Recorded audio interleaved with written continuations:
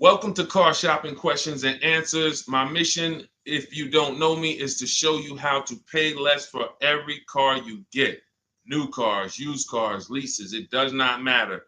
I teach a simple seven-step formula, a simple seven-step formula for you to make sure you never overpay for a car.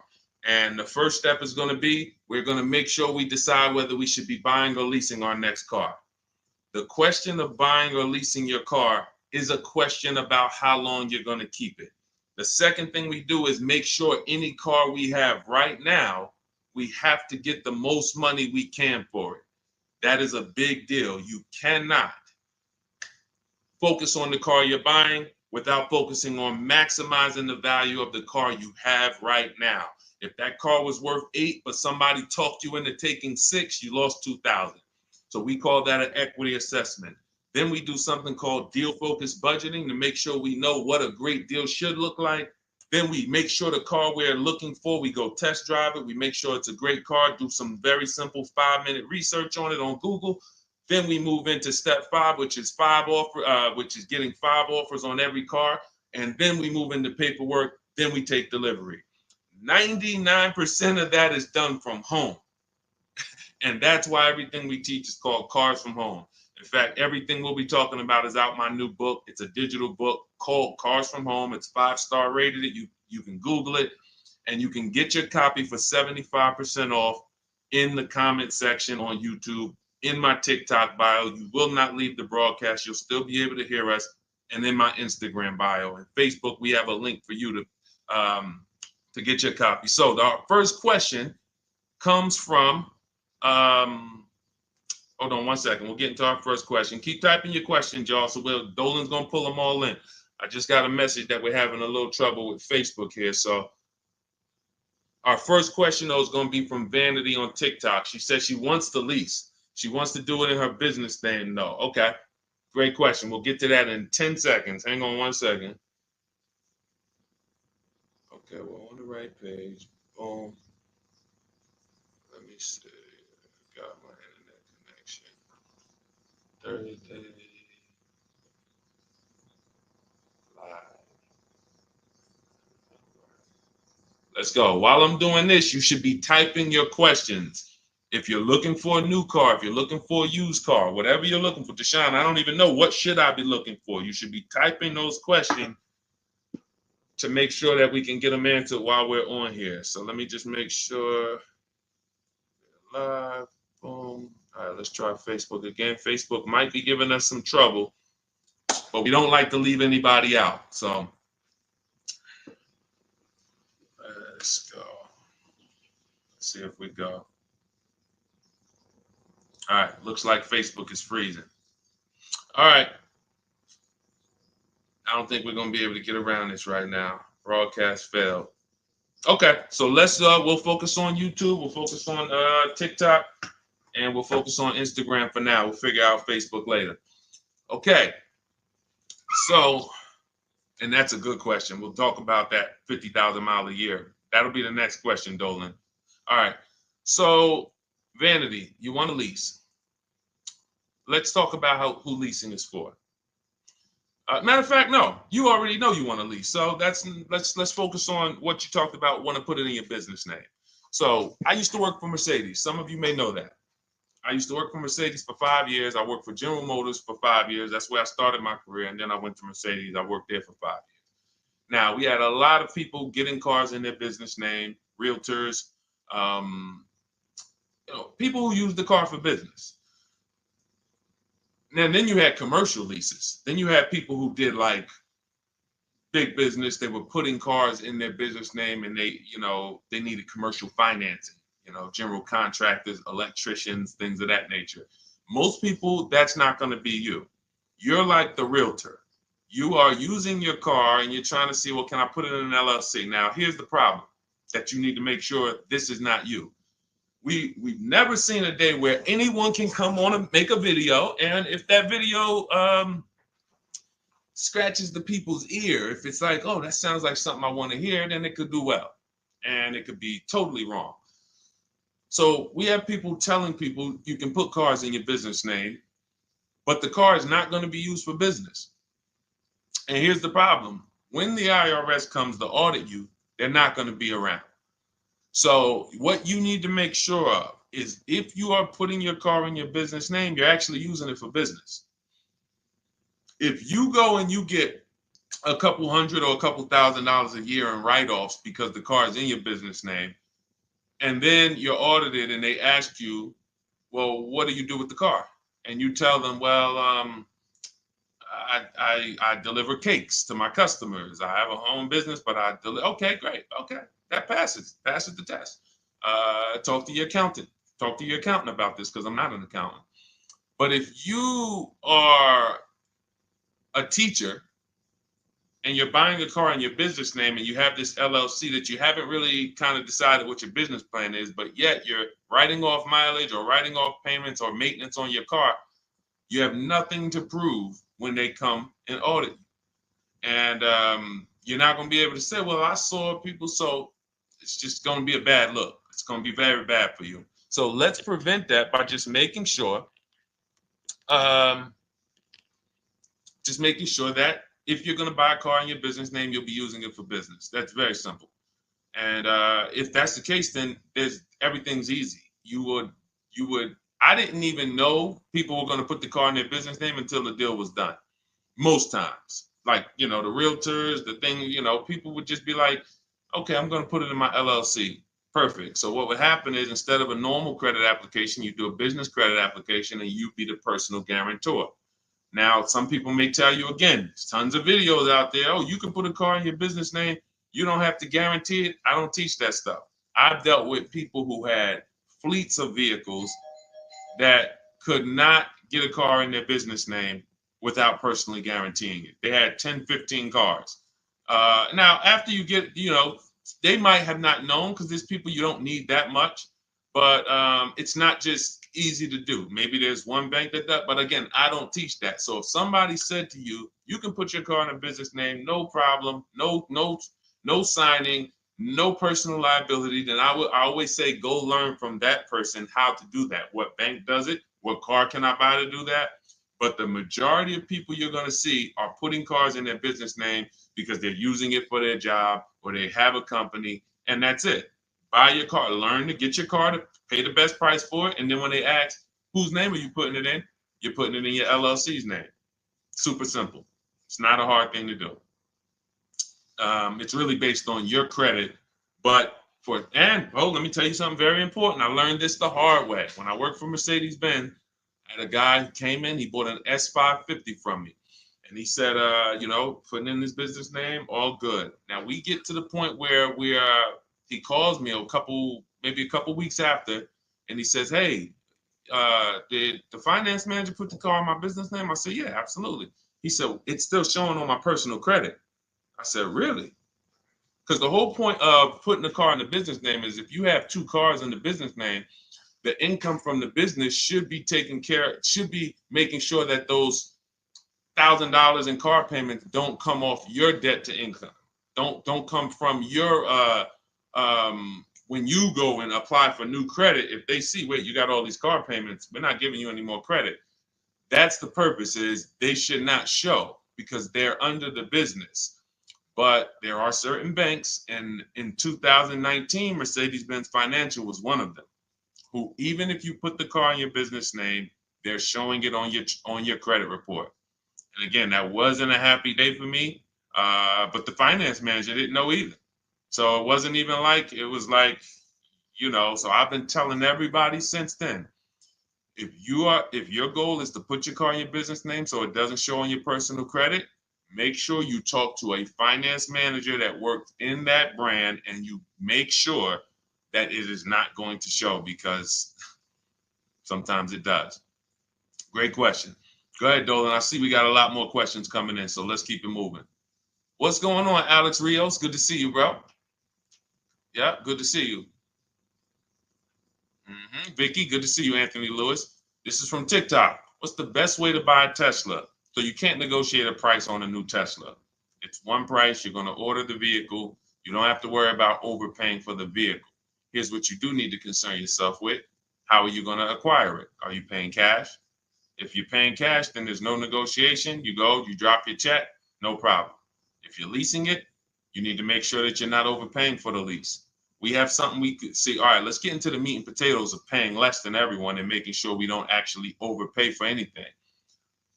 We have something, the 1% lease rule has been around forever. That means if I'm looking at a $40,000 car, when I shop, if I get a payment under $400 with no money out of pocket, it's a steal. In my book, I call that the steal. We have 3 different types of lease outcomes. The steal is 1% or less. The deal is between 1% and 1.5. Time to chill is over 1.5. So, because I saw these people signing terrible lease deals. If you look at your payment, divide it into the MSRP, take your down payment out of it. You got to put your down payment back into, you got to do some math to say, all right, what would it have been if I didn't put that 3,000 down, that 5,000 down, and you just do like a sign and drive? If you divide that payment into the MSRP and it's over 1.5%, there's no value there for 12,000 miles per year. We adjusted. We got 15,000. Jen just got it.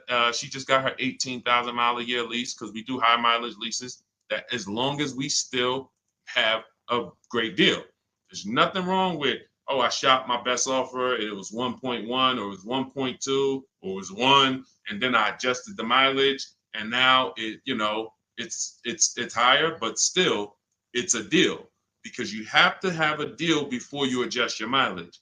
But if you do that and your payment's over 1.5%, there's no value in leasing that vehicle. You're paying too much money for a vehicle you're giving back.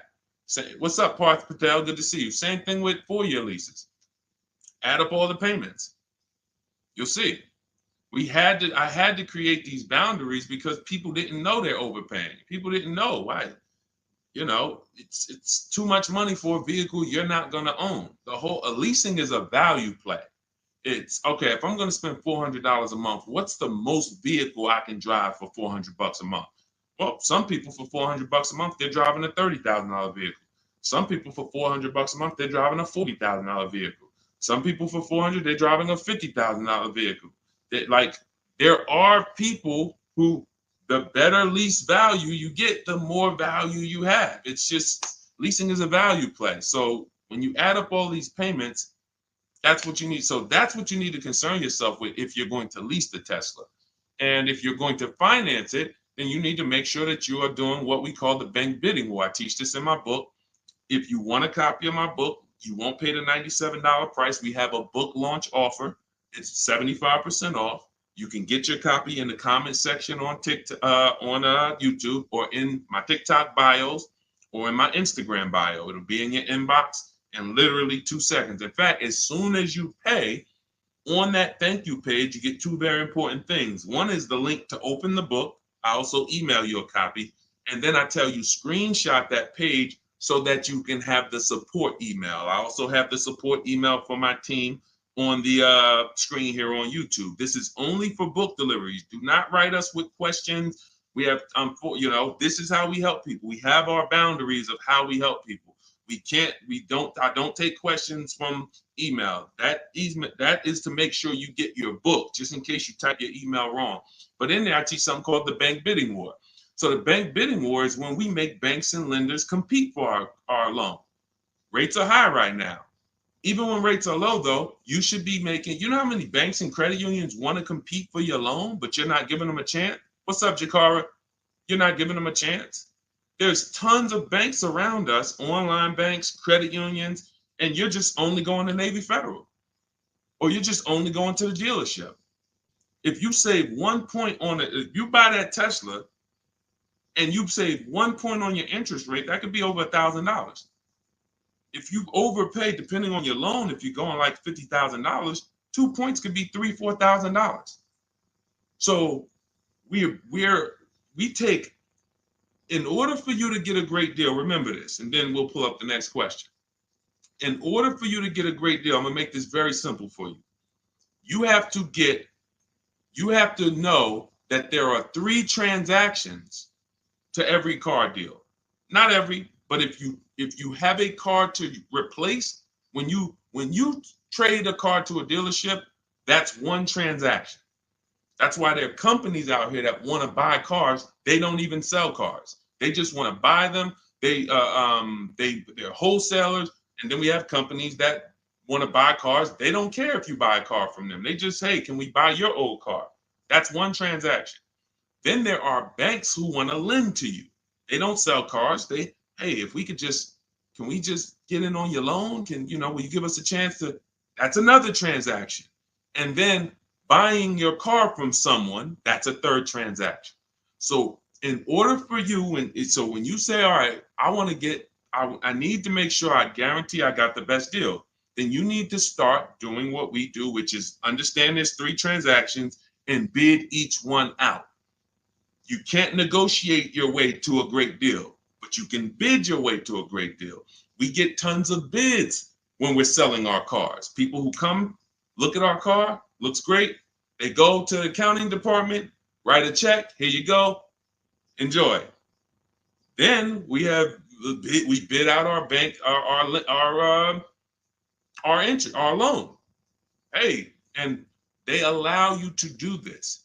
The dealers don't want you to know this. The banks don't even want you to know this. The banks really don't want you to know this. They allow you to bid out your loan. You can have 15, 20 lenders within a certain period of time. We do it. It takes us 2 days. Once you get your car, you can have multiple lenders access your credit and give you loan offers. Multiple lenders. That doesn't mean you go to dealership to dealership to dealership and let them all run your credit. That's not rate shopping.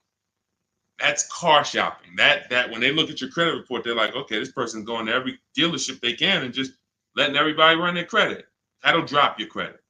But finding a car, locking it up, in your case, it's going to be a Tesla, if that's where you go, and then coming home and saying, okay, now let me let Chase run this. Now let me let community credit unions get a shot at it. Now let me let Navy Federal. And hey, now let me let Lightstream. And I have resources I recommend in my bank. In my book. No one pays me. None of these companies pay me. I hold myself to being a journalist in the purest sense. No one's paying me to get mentioned. This is who we use. This is who I use. So we have to know who these companies are and give them a shot at our business.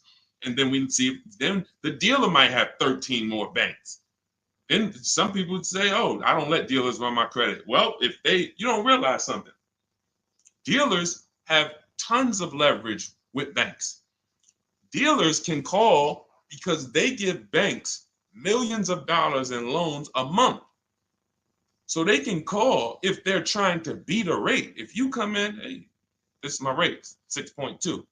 Oh, listen, I need to beat this rate.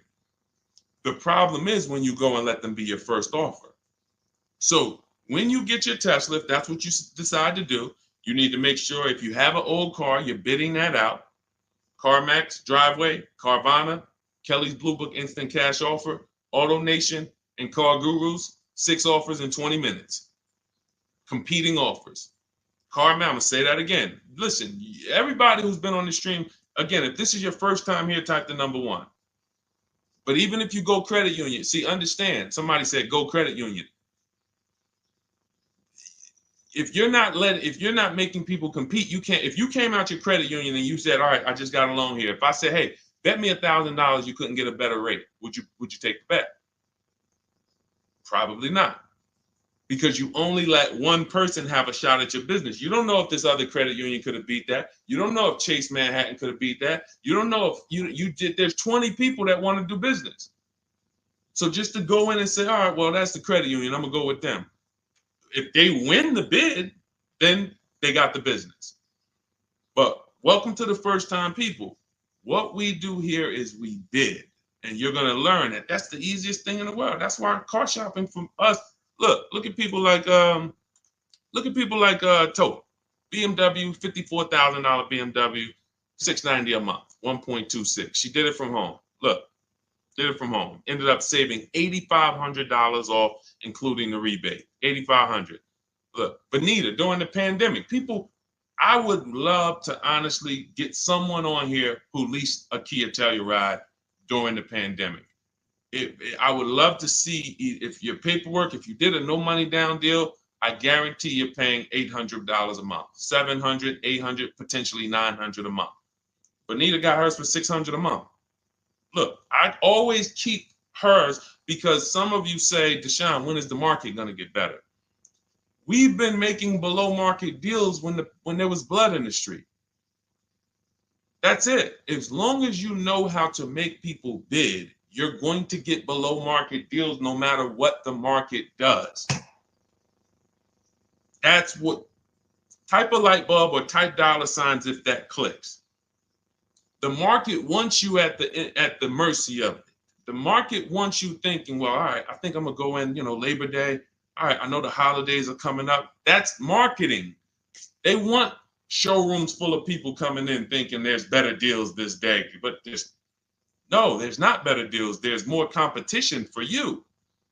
You have less room to negotiate when it's full, because the car sales people, when you start asking for too much money off, they're going to just escort you out because there's going to be a line of people behind you. Listen, Mr. Jones, hey, I'd love to do business with you, but we got people walking out the showroom. It's it's a busy day. We don't have enough salespeople. This is the best offer. It's less leverage when you go in there on a weekend. It's less leverage when you go in and the place is full. It's all perception. They're ringing bells. Ding, ding, ding, ding, ding, ding. You're like, okay, everybody's buying a car. I don't want to leave here without a car. That all works against you. That's why it's not about the market. It's about you understanding that I can get great deals today when I learn to make people bid while I sit at home. And that's what I want you to get in my book, Cars from Home. It's a digital book. The reason it's a digital book is because I updated Vroom went out of business earlier this year. Had to update the book. Had I mailed you a copy of that would be irrelevant. But as soon as something happens, we go into the master file, update it. You got the new book. Vroom's gone, and you never even knew Vroom was there if you just got it. That's the whole point. Now you can get your copy. You can pull up the next question, Dolan. YouTube, I have a link for you. It's only good for 30 minutes, though. I'm not putting the welcome offer out there indefinitely because I'm incentivizing you to take action. The book is normally $97, worth every dime and more. That book is going to be one of the most valuable books to your bank account you ever bought. But as part of our welcome offer, you can get it for $97. You can get it for 75% off in my TikTok bio, in my Instagram bio. Go there now, get your copy, come back to the stream. Make sure you save the thank you page because that's where your book is. I'll email you a copy as well. And that's where the support email is, just in case you look in 10 minutes and that book's not there. It's usually because there's a typo in your email, but you'll have the support email so my team can get it for you. Okay, go ahead, Dolan. Shoot the next question up, brother. Okay. And could everybody who's enjoying the broadcast share this with one person? I appreciate you. Gail from YouTube, how are you? Should age be a factor if you lease or finance? That's a great question. Oh, she's 70 years young. No, it's only a matter of how many years you're keeping the car. I'll give you an example. Felicia came in she started working with us, pandemic.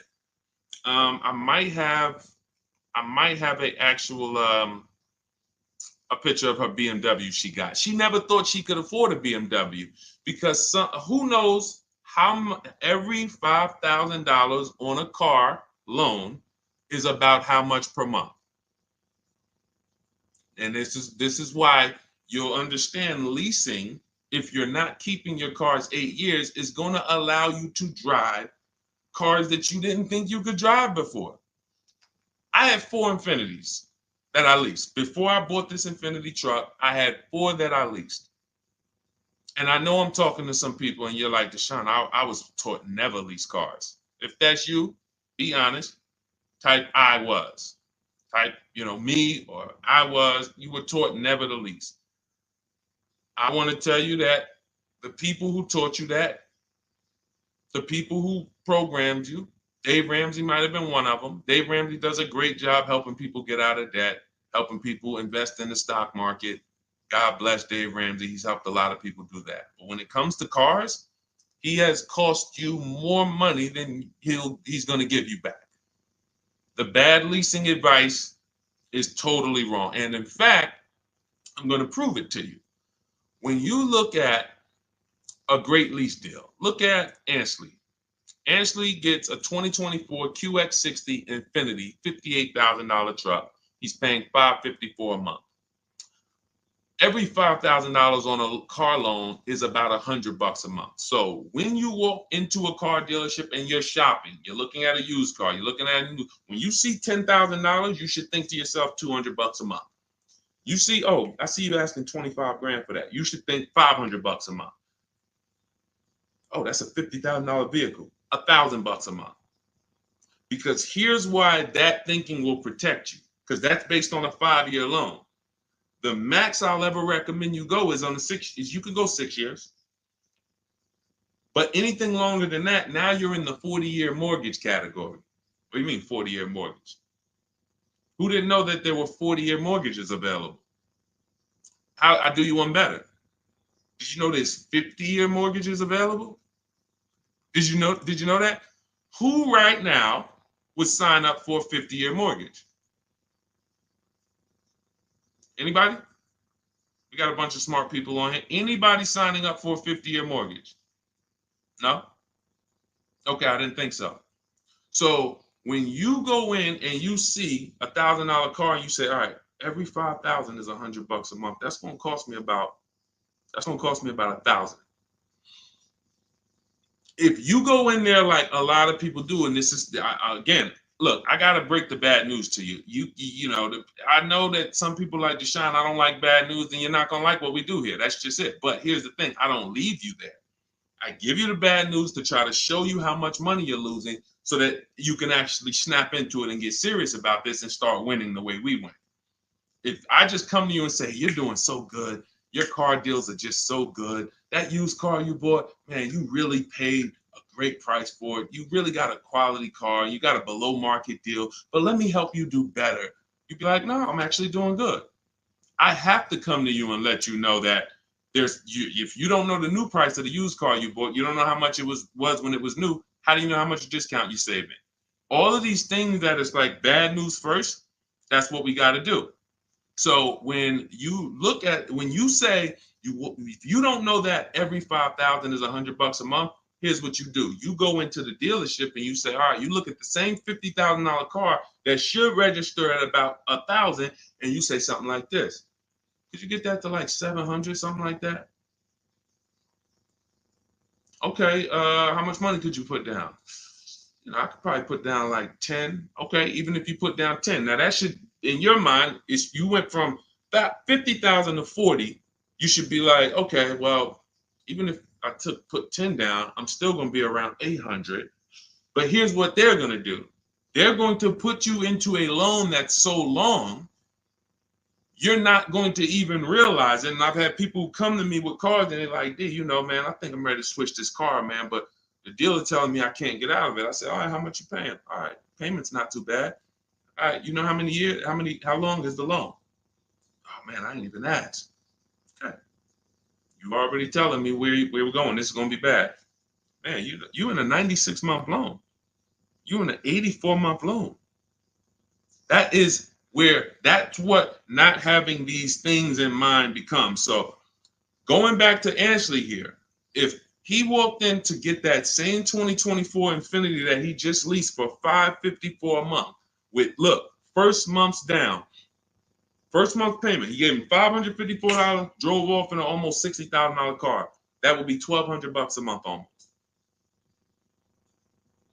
$1,200 a month. I told you, 4 leases I had. Just Infinities. I had a G62 and then I had a Jeep Grand Cherokee as well. But 4 Infinity leases, these were $40,000 cars I was driving for under $400 a month. Cars that would normally cost, cars that people are out here paying $700, $800, $900 a month for. Because they believe the never lease a car lie. They believe, oh, leasing is renting. Okay, well, I'll be renting for 3 years and then I'm gonna go and switch it up, do something else, keep all this money in my household. You go ahead and do that. Oh man, the car broke down.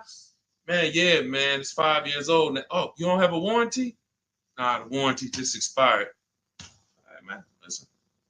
You go ahead and do that. That's why I say to people who you believe they owe you money. Just learning about deal structure, you'll be like, that's why I tell you, you can't get a great deal if you should have leased what you bought.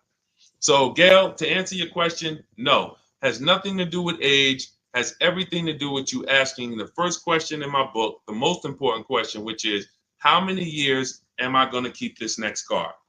That's the question you ask yourself. If y'all are enjoying what you're seeing on TikTok, could y'all keep tapping the screen, run those likes up? Can we get those likes over 1,000, 2,000? Let's just run the likes up if you're enjoying what you're hearing.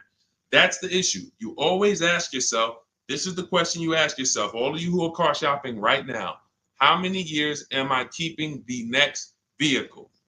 And if it's 8 or more, then you're going to shop for a below market purchase, new or used, depending on your budget. If it's less than 8, if you're like, I'm honest, man, I don't think I'm going to keep this thing 8 years. You should be shopping for a below market lease, and it's not even close. It's not even close. All right? Doesn't have anything to do with your age, Gail. Go ahead, Dolan, shoot the next one up. All right. Great questions today. Keep typing your questions, y'all. We'll get to as many as we can before the stream ends. All right. This one's from YouTube. I drive up to 50,000 miles a year for gig work. I would like to lease. Here's the problem. High mileage leases are a thing. So we get a chance to dispel a myth right now, which is, oh, that leasing, they limit you on mileage. You choose your mileage. Most vehicles will write you a lease contract up to 30,000 miles per year. And I learned this when I was a manager at Hyundai for 6 weeks. It was a rough dealership. It was on the highway. People were fighting in the back, drugs in the back. It was rough. So 6 weeks I was there, and then I was like, all right, this ain't for me. But in that time, I learned something that I had never learned before, being with GM and with Mercedes.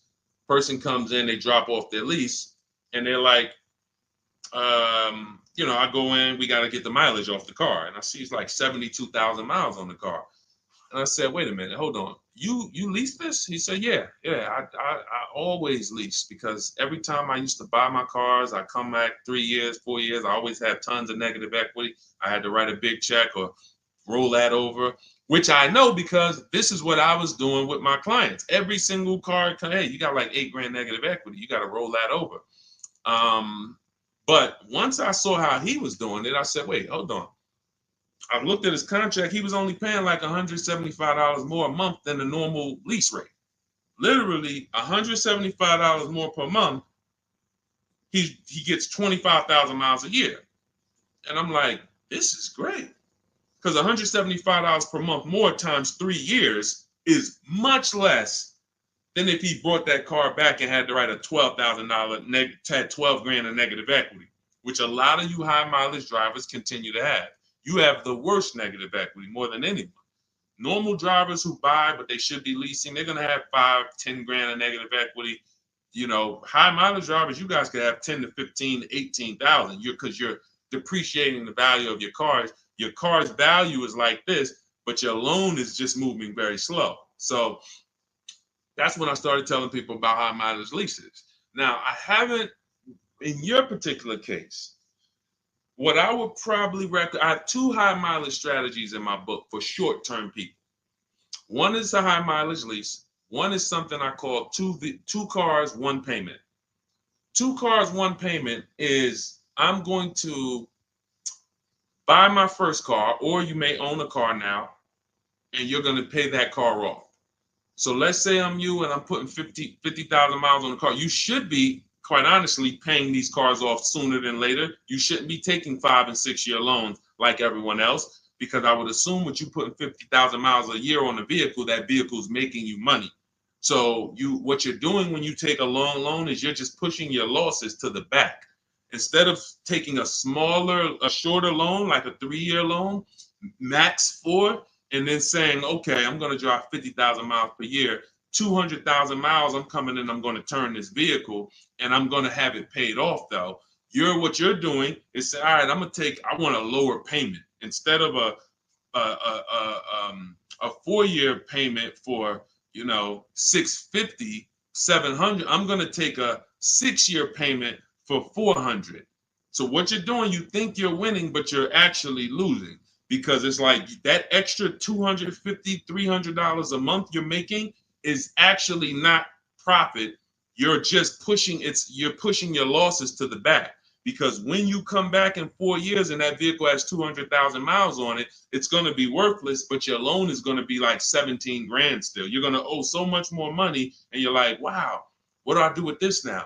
You have to roll it over. So the solution would be to take a shorter loan, take a shorter loan, and then turn the cars when you're ready to. They're paid off though. So it's a couple years old, it might be worth 5 grand, 7 grand. So now instead of you actually having negative equity, taking losses in the back end, pushing that loss to your next vehicle because you're rolling it over, you actually have an asset now, 5 grand, 6 grand, 8, that you can use towards your next car. But it's all about knowing I'm going to take less profit per month. I'm not going to take the most profit per month and think that I'm going to be able to do this. So now, if you say, if the 2 cars, 1 payment strategy is, you would actually pay off 1 car and then you lease a nice car. So you maybe lease, once my first car is paid off, it has 2, and that first car needs to be something that is known for going 300,000 miles. Literally, very, very important.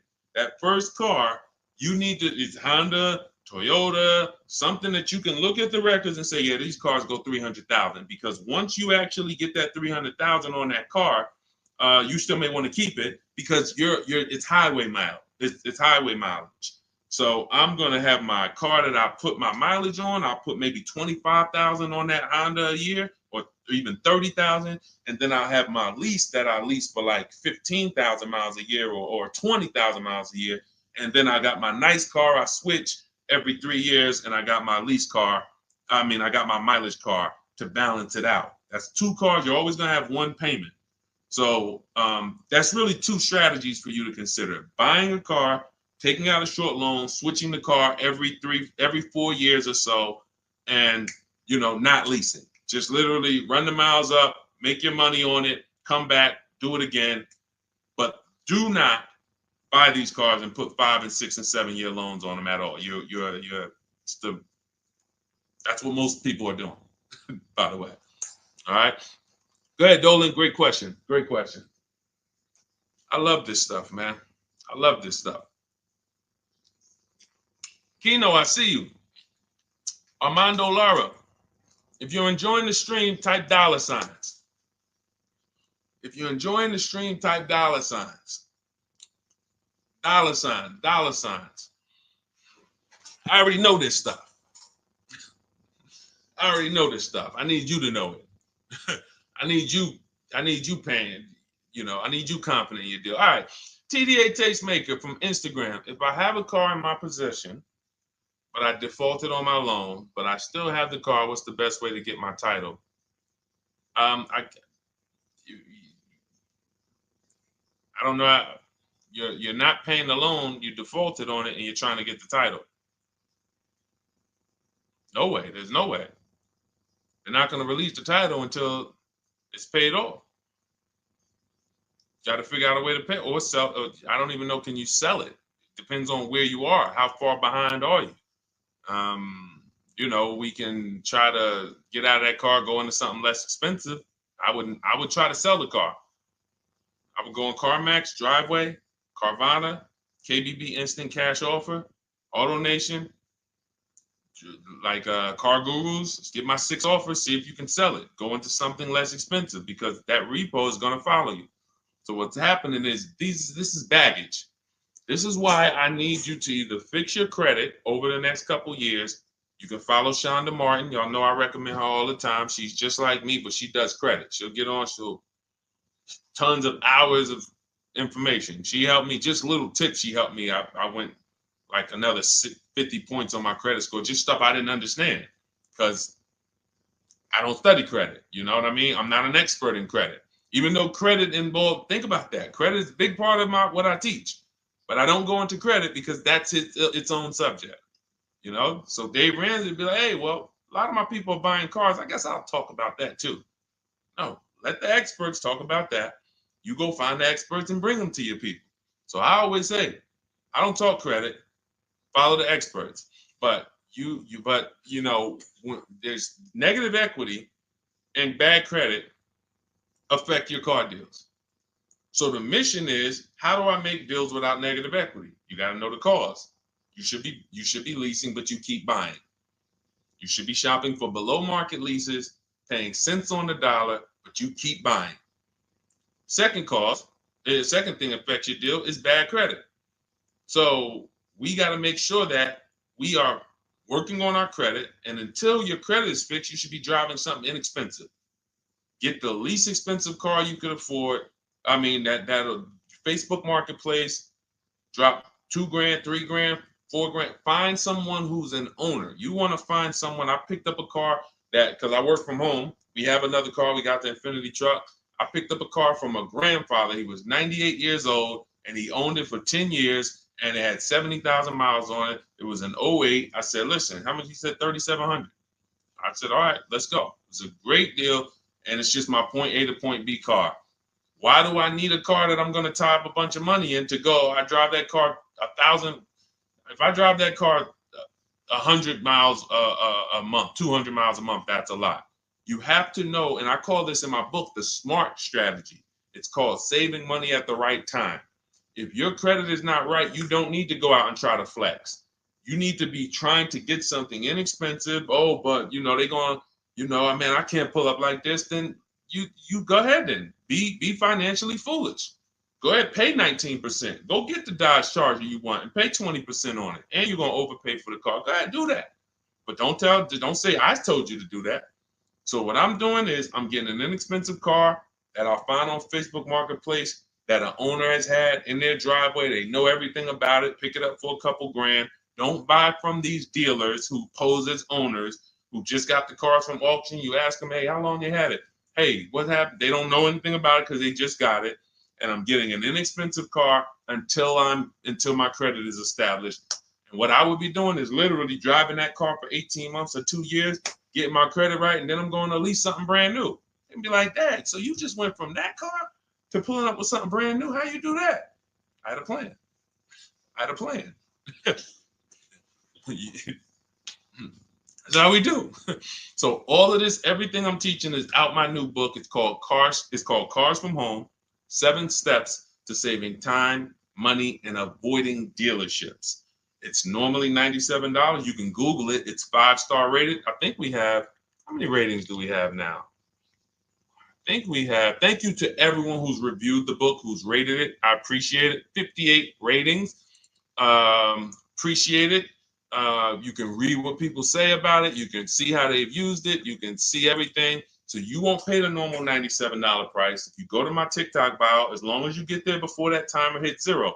If you went to that page and that timer started clicking, once it's 0, it goes back to $97. You won't get the 75% off. So go back, get your book, and then you can come back to the stream. But make sure when you get your book, you save the thank you page so you can have the support email just in case your book doesn't hit, you usually type your email wrong, you type in too fast. We'll make sure you get it. And then on YouTube and Instagram, you go to my bio, get your copy. YouTube and Facebook, we have a comment for you in the link. We have a link for you in the comments. Next question, Dolan. Go ahead, man.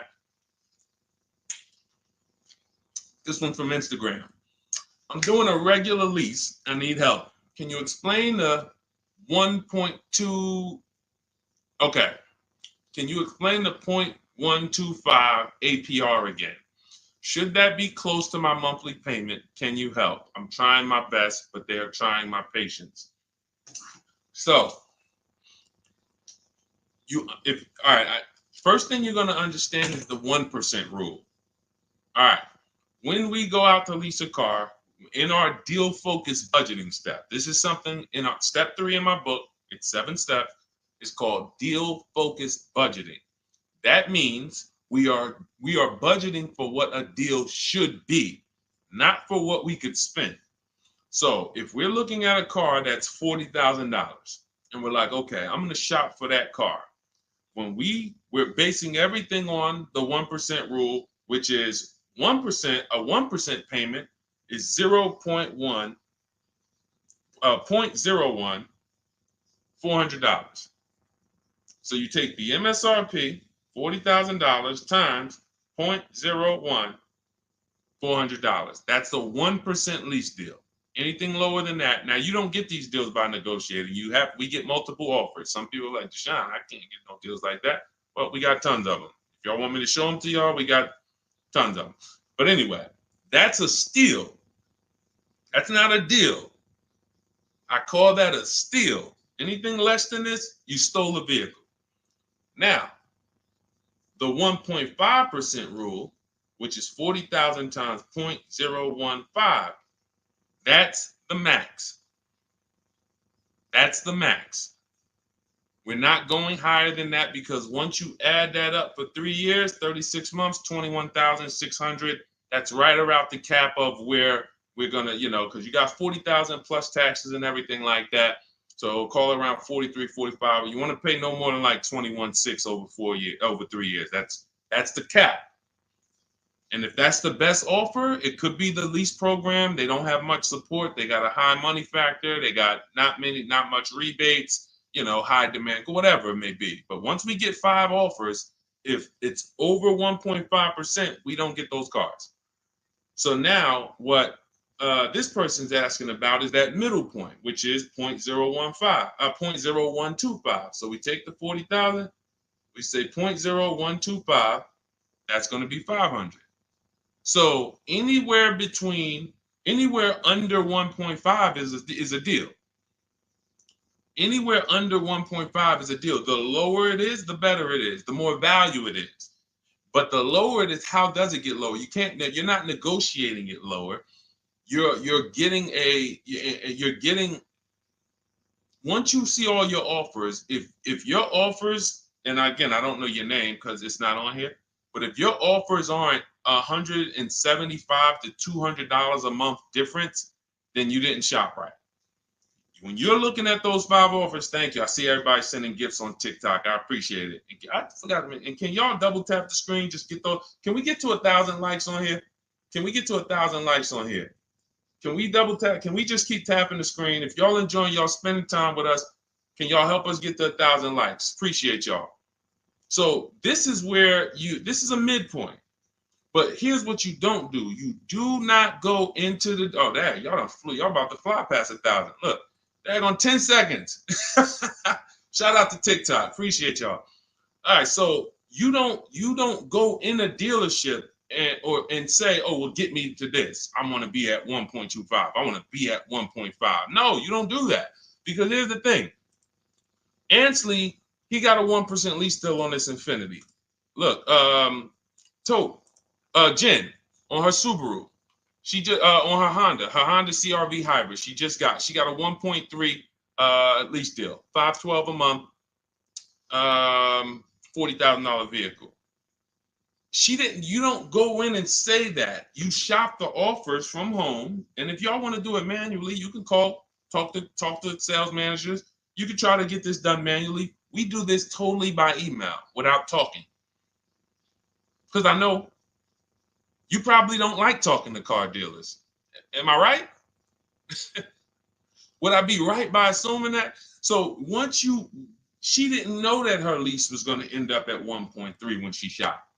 Ansley didn't know it was going to be 1%. Look, Kimberly got a Maserati. Let's go to some luxury vehicles, because sometimes people think, oh, well, remember, I worked for Mercedes before I came and started teaching.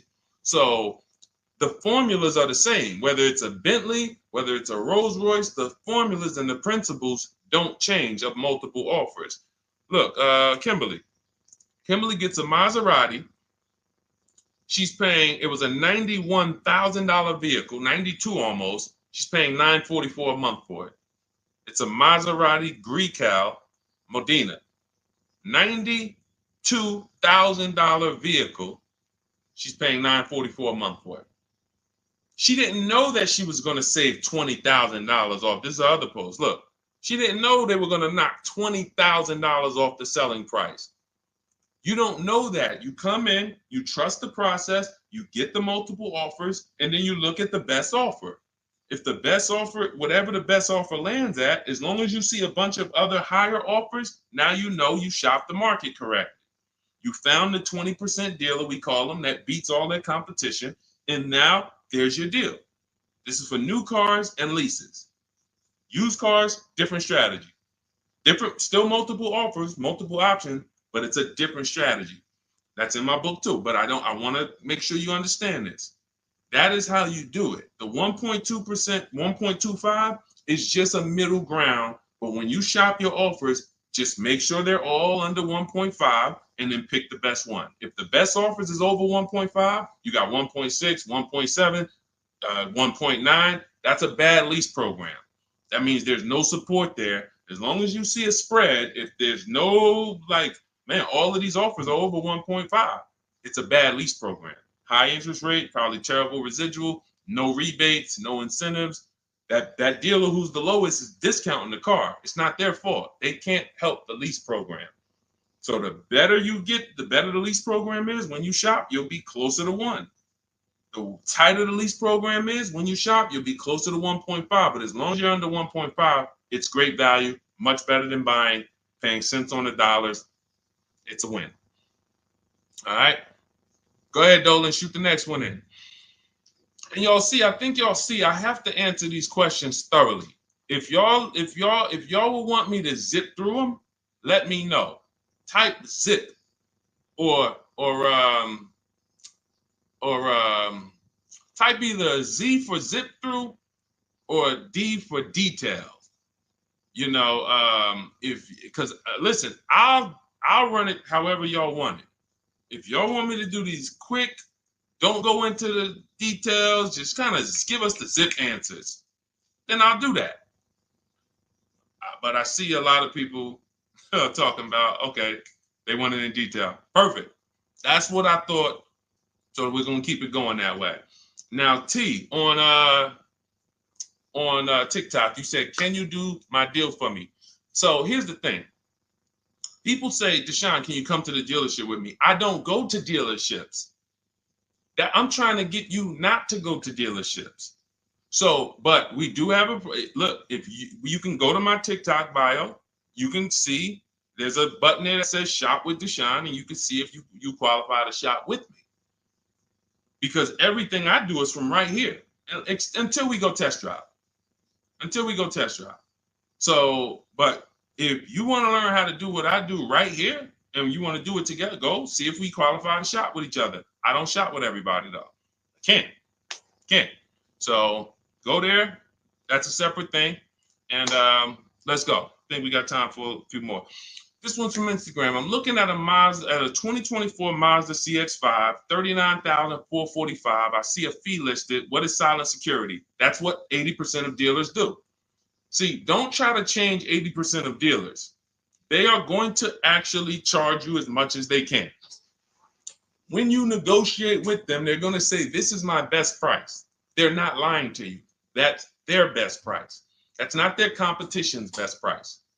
So when you're sitting at home, unfortunately, I think you could be from this mindset. Deshone, aren't all the Mazda dealer prices the same? There are people who think that. There are people who think like, okay, it's like the Apple Store. Like Apple Store next to me, Apple Store in Santa Clara, California, Apple Store in here, it's gonna be, these are all the same price. I'm gonna just deal with who's closer. It's like McDonald's, right? Same price here, let's go to the closest McDonald's. Nope, it's totally different. These are competitors. These are competitors, individually owned franchises. They compete against each other and they try to beat each other, which is why when you get to a dealership, what don't they want you doing? I want to give y'all some time to type this in. What don't they want you doing? Once you sit down in that seat, if they can get you to sit down in that seat, which we don't do. We never talk numbers in a dealership. We're there to test drive. What don't they want you doing when you're in a dealership? Y'all don't need to hear this from me. You've experienced it. They don't want you leaving. Thank you, Smokey. Thank you, Smokey. Newberg, yes. They don't want you to leave. Luis Soto, I see you on Facebook. Don't leave.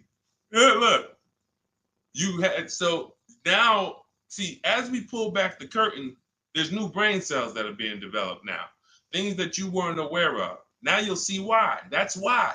Because the last thing they want you to do is shop their competition. Their last thing is, hey, what can we do? Just tell me what we can do. That's why they're just gonna sit there. Hey, come on, tell me what's gonna make you happy. Well, what's gonna make me happy is you give me time, let me go home and actually, shop around a little bit. But is there a number? Is there a number that I could offer you where you wouldn't even shop? These are all trained questions to keep you there. I call them the showroom shackles. It's like as soon as you sit down, like a little, boom, little handcuff comes out. You can't go too far. So this is what you want to avoid like the plague. We do not talk numbers in dealerships. We don't talk to salespeople unless we're there for a test drive. These are things that everybody who I'm sharing with you, from Greg to Danielle with her Audi lease, Eddie on his pre-owned, on his Toyota, got a brand new Toyota last year, still during the pandemic. It was still, look, he said, I shopped around. I was able to get everything I wanted, plus more, $2,086 under MSRP in a 1 week window. 1 week. So this doesn't take a lot of time. Some of you like, Deshone, well, I only got a couple days. Could I make a deal in a couple days? Look, not even Eddie. I'll give you one better. Look at Ansley. Ansley's got his, Ansley, look, on his 2024 Infiniti, he said, look, I started the process Saturday. I accepted a deal Monday. I need you getting these deals in 90 minutes. 90 minutes. I have never gotten any car that I ever got spent more than 2 hours on the whole process. Never. From home. Now, I want you to spend more time than that shopping. Shopping is deciding what you want. Going test driving, going seeing cars, seeing options, looking at cars, deciding that. No rush on. We don't let anyone rush us on that. But when it comes time to get the below market deal, 90 minutes. We got the internet. Why should it take me more? We do everything we do. So look, 2 days, Ansley did it. This is what you have to do. Like, get out of that old process of being trapped in dealership and realize, Messing King, the dealership you're looking at is just one of many. The whole area around us is one big marketplace. If there's 25 Mazda dealerships around us, you're going to know. I'm talking to all of these people. They're fighting for my business in my email. They blowing my email up. They all want to sell me a car, and may the best dealer win. It's empowering. It's beautiful. So everything is in my digital book, Cars from Home, 7 Steps to Saving Time, Money, and Avoiding Dealerships. You can get your copy for 75% off as part of our welcome offer. How the heck did we go from 500 likes to 3,200 likes on TikTok? Shout out to y'all. We on 2 TikTok channels right now. But y'all done blew this one up. Appreciate y'all. In my TikTok bio is your copy of Cars from Home. You'll also get the bank bidding war blueprint for those of you who are financing, and teach you how to make banks and credit unions bid, and everything step by step. You won't pay the normal $97 price. You get there before that timer hits 0. You'll get it for $24, which is 75% off. Same thing in Instagram. Go to my Instagram bio now. Before the timer hits 0, you only got 30 minutes. Get your copy for $24 instead of $97. And on YouTube and Facebook, we have a link in the comment for you guys to get yours for 75% off. All right, Dolan, let's roll with I think we got time. Let's see how many. Go ahead, shoot the next one up. Looking at the clock. I have front bumper damage on my Ford EcoSport and 3,500 negative equity. What should I do?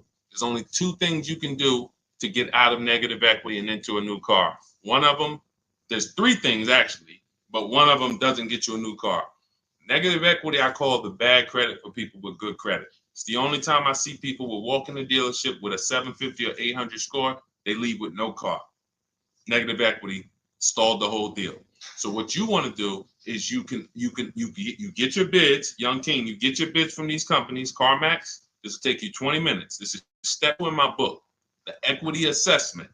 We need to know what the real equity is, what the real negative equity is, and we don't do that based on an algorithm typing in 2,000 this, and then in 5 seconds This says, oh, your vehicle's worth this. Now go fight for it. No, we get offers. So you're going to go to CarMax, Driveway, Carvana, Kelly Blue Book, Instant Cash Offer, Car Gurus, and Auto Nation. You get those 6 offers. Now, the best thing for you to do is to close the gap and pay the difference. So whatever your highest offer is, if you have the money, I will pay the difference, because none of those higher offers are going to be as good as no dealer is going to be able to get close to your highest offer over there. Now, a thing for you is if all your offers are under 10 grand, you can list that car on Facebook Marketplace. I would sell it privately if the offers are around 10. Once you get to like a $12,000 car on Facebook Marketplace, you're really limiting your options because people need loans. So not too many people can come in and stroke a check for 10, 12 grand. So your buying pool is going to be limited. But I would go that route, because if they come in and they pay you $2,000 more privately, now you might only have to come up with $1,000 or $1,500 to close the gap. I would prefer you to do that, because then you get to do a clean deal. You get to go shop for a car, or when you're shopping for your car, once you get it, you're selling your old car to this buyer, and your deal is clean. You don't have to roll any baggage over. Now, if you can't pay the difference, you now have to bring baggage over. And unfortunately, you have to do what we have a curse word here. We don't say it much. I don't like to use it. It's a curse word. It starts with a T. Does anybody know the word that we use? Something we don't do. We don't do. But you're going to have to do it if you can't pay the difference between the negative. Thank you, Ivan. Trade. Thank you. I love my people. Man, listen, man. I love the people who locked in. You could tell the people who just like, man, Deshone, listen, I hear you, bro. My money's important to me. I can't be out here on a stream with you and not be getting what you're saying. Like, my money means something to me.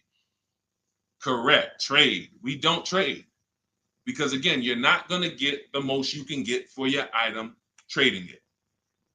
You get the most doing what I told you to do over the last 90 seconds, which is putting it on the market, multiple offers, competing, blah, blah, blah, blah, blah.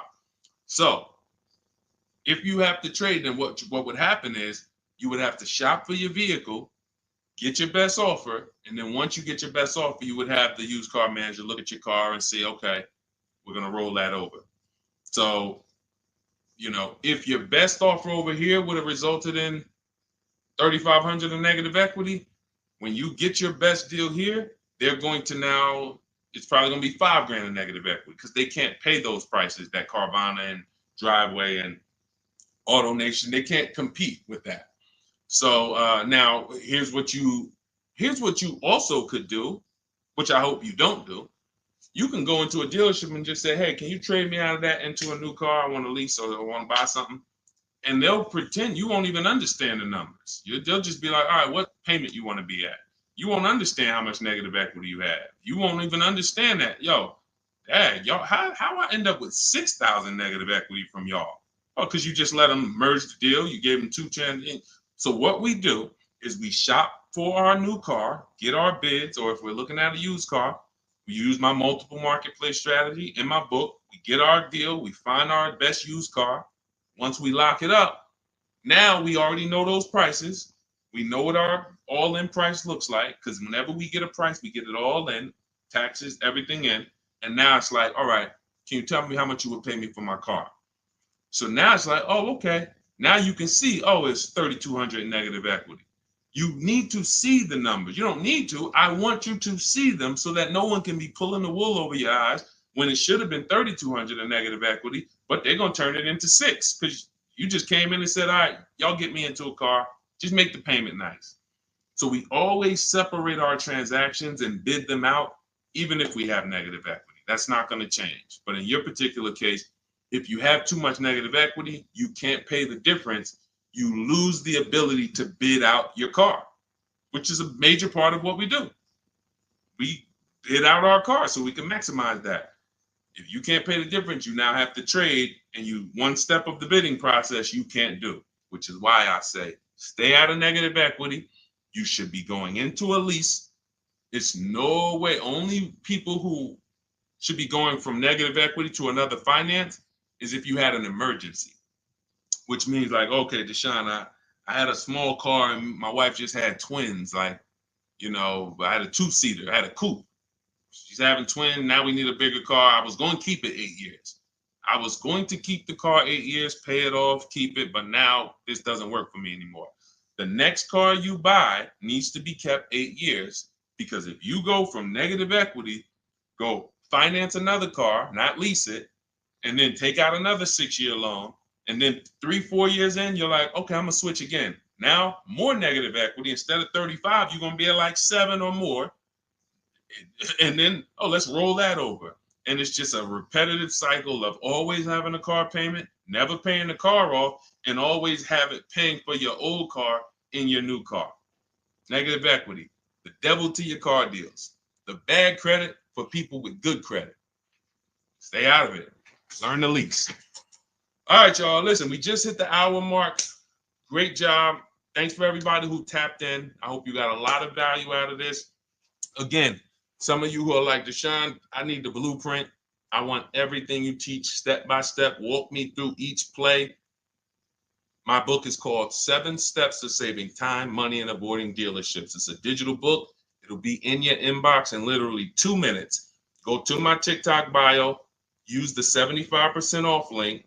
Go there, you'll have it. But make sure as soon as you activate that link, Instagram too, you screenshot the thank you page. As soon as you pay, you get the thank you page has the book. You scroll down, it says click here to open your book. I also email you a copy, but I want you to have that support email just in case you type your email wrong or something and it's not there. You can get in touch with my support team so you can get your book immediately. YouTube, we have a link for you, as well as Facebook in the comments. Use the 75% off link. You won't pay the $97 price. But again, if you missed it, and that you was like, Deshone, I went there and that countdown is 0. It's back up to $97. It was a 30-minute offer, and I've been saying that for the last hour I've been on here. So it's still worth it at $97. There's no one who's going to get that book, use it, and be like, Deshone, that wasn't worth $97. You'll be like, Deshone, this is, I got a bunch of books on here. I'm going to end with this. I got a bunch of books on here. I'm going to be honest with y'all. I can't tell you if any of these books are actually saving me thousands of dollars. A couple. I got some good ones. Don't get me wrong. This will be a book, when you look at all the books you ever got, this will be top 3, guaranteed. Where you said, this book saved me more money than any other book that I own. Top 3. That's Cars from Home. And that's the standard we hold it to. It's already 5-star rated. And if you use it already, please go to Goodreads and add to the ratings. We'd love to see it. All right. I'll see y'all on the next stream. It's always a pleasure. God bless you. Keep winning. And make sure you send me your success stories by email. I want to see your car deals. All right. God bless.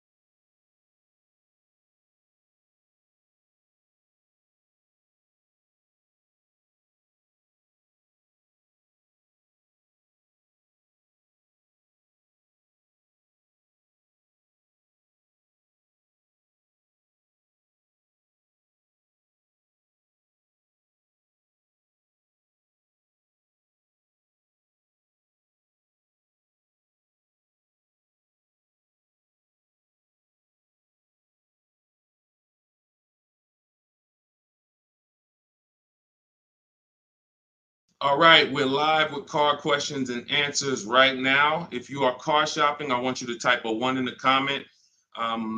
Right now, everyone's overpaying for cars. It is absolutely, it's crazy what I'm seeing right now. And as someone who spent 14 years in the car business, I cannot believe that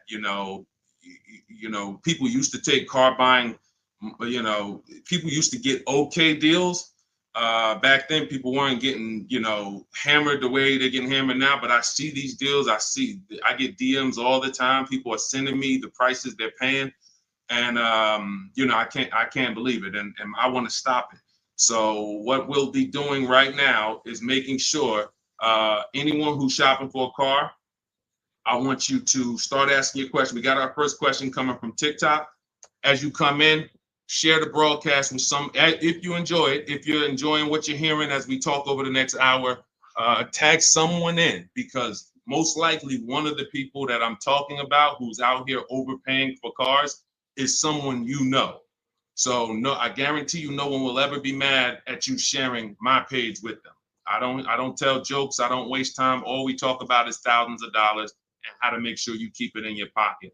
This whole live will be sponsored by my new digital book. It's called Cars from Home, 7 Steps to Saving Time, Money, and Avoiding Dealerships. Everyone who types a 1 in the comment on Instagram and Facebook, I'm going to send you a link to get your copy at 75% off. Everyone on TikTok, you want your copy 75% off. It's an instant download. You go to my TikTok bio, you won't leave the broadcast. And everyone on YouTube, we have a comment pin for you so you can get your copy for 75% off. That's the blueprint. That's the guide. That's the step-by-step for leasing, purchasing, new cars, used cars, high mileage strategies, bad credit strategies, all step-by-step so that you can have the blueprint to make sure you're not one of these people out here that's overpaying. Okay, so first question came from Coral on TikTok. Will better incentives be coming out by December? You never know what incentives there are. People will lie to you about incentives. And in fact, when you walk into a dealership, if you ask them, do you have any incentives this month? What do you think they're going to say? Even if they don't have any, they're going to say yes. Because they're never going to say, no, we don't have any, come back next month. You'll never hear that.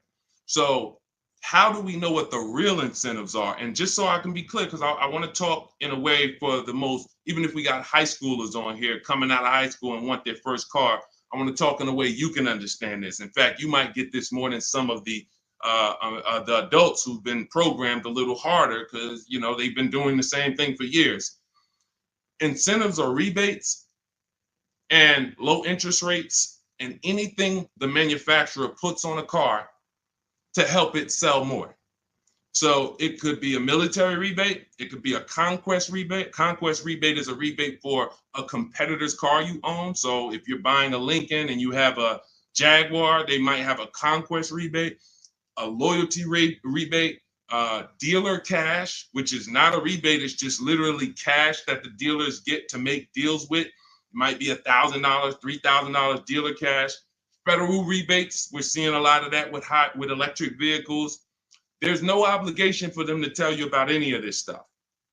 If you go in there and you get a car and you didn't know any of this stuff existed, it's buyer beware. You lost. You don't get to sue anybody and say, wait, guys, I found out you guys had $7,000 in rebates you didn't tell me about.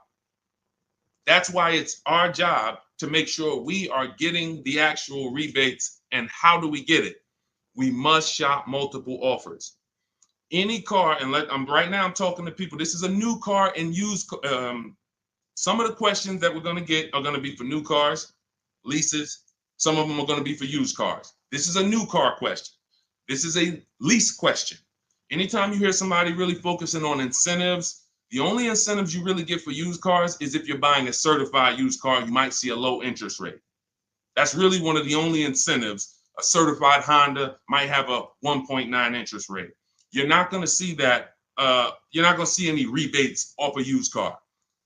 But when it comes to new cars, oh my God, like I said, you could be $5,000, $10,000, $15,000 in rebates. In fact, Sean right here, check this out. Sean, who picked up his F-150 Lightning, I'm showing it on YouTube. So I know you guys on the other platforms can't see it, but on YouTube, Sean got an F-150 Lightning and the rebates totaled $15,500. When I worked for Mercedes, I sold a Maybach. It's actually called Maybach, but you know, most of you guys probably know it as Maybach. It had a $20,000 rebate on it. So if you come in there, somebody asked yesterday, we were live streaming, right? And the guy's like, how do I get them the invoice price?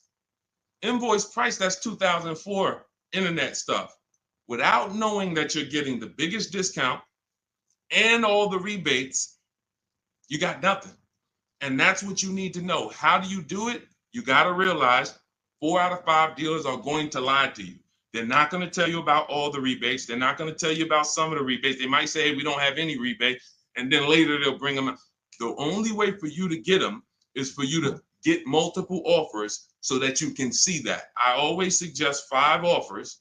I have a strategy in my book called the 25 to 5, where we connect with 25 dealers online. That gets us 5 offers. If you want to do it manually, you can pick up the phone, you can call, only ask for sales managers. Do not deal with salesmen if you are going to do this, because then you're going to be, I'm telling you, I spent 14 years in this business. Only if you're going to do it my way, you'll do it only by internet, no talking. If you're not getting the book, if you don't have my book, then you say, all right, I'm going to do it the manual way. Call, only speak to sales managers, or your life is going to be hell trying to get these offers. And you need to get at least 5, because as I said, once you get one offer and you be like, oh, wait, this person took off $1,000. That's their best offer. Then you get another offer. Wait, this person took off $3,000. That's their best offer. Oh, this person said it's $3,000 rebates and they took off another $3,000. They saved me $6,000. Oh, that's their best offer. Then you're going to start to see how people are out here overpaying, because they're not shopping multiple offers. They're getting one quote, going into their local dealer and saying, okay, do the best you can. And then they're signing just the deal, feeling, oh, I negotiated for 6 hours. This got to be a good deal. No, it's not. So you must, don't worry about what a day, Coral. Don't worry about, oh, the incentives will be good in December. Shop now, see what the incentives are now, and then shop them again next month and see if they change. And then in the holiday time, shop them again. But you're doing this by phone, or in my case, we do it by email. You're never going to be able to do this going into dealers. And I think for those of you if this is your first time on a broadcast with me, type first. First time you've ever been on a live stream with me, type first, because you may not be familiar with anything we teach here. Anything we teach here. And so this is going to be an unlearning process for you. I see you, Arlie. Good to see you. Okay, I see you, user 609. You don't have a name, so I see you, Nadine. Welcome. I see you, 357 Scene. I see you, I Spent Cinematic on Instagram. I see you, Just Too Blessed on Instagram. All right, well, type up everybody who's been with us for a while. I want you to type welcome to all the first-time people. I see you, Maurice Jenkins on YouTube. I see you, Libo on YouTube. Everybody who's been here before, you kind of know a little bit about the foundation, or you've been mastered this. Maybe you got cars using what we teach. Type a welcome to the first-time people, so we can let them know, welcome to the new way. Welcome to the new way. There's gonna be a lot of unlearning, but we're going to try to make it as comfortable as possible for you. But the major thing that you need to understand right up front is I teach a philosophy called cars from home, which means you can get your best offer, below market offers that no one else is getting. You can pay prices that no one else is paying without ever leaving your house. And in fact, the only way for you to guarantee that is to make deals from home, because this is where you're in control. This is where you can't let your emotions get out of control and make a bad decision. And this is where you can use the internet to talk to multiple dealers at one time and have them bid for your business. All right. Go ahead, Dolan. Everybody type your questions. We'll continue to get to them. Coral, I think you kind of got the premise of what we're, what you need to focus on first, which is, unlearning the waiting for incentives and shopping wide, talking to multiple dealers, and actually monitoring the incentives from month to month yourself. Okay, what's up, D? This is Maurice from YouTube. What's up, D? I want a pickup truck. I like the Chevy Silverado. Okay, I know you said not to lease a vehicle you like. Okay. When did I say that? I know you said not to lease a vehicle you like. So I'm getting confused on financing and leasing. Okay. Okay, let me be clear. I never said don't lease a vehicle you like. I know you hear a lot of stuff from me, and that could be you might have gotten confused somewhere. It's all good. Here's how who's ready to finally put the leasing versus buying to bed forever. If you're ready to put The leasing versus buying. All right, Deshone, I hear, should I lease or should I buy? If you just type ready. If you're like, you know what? I hear videos from you, Deshone. I hear people from, I never used to hear videos about leasing 3 years ago. Now all of a sudden everyone's talking about, hey, you should be considering leasing, ready to consider leasing. I love numbers. And I love making the numbers easy for you. If I can't make the numbers easy for you, then I can't do what I'm called to do.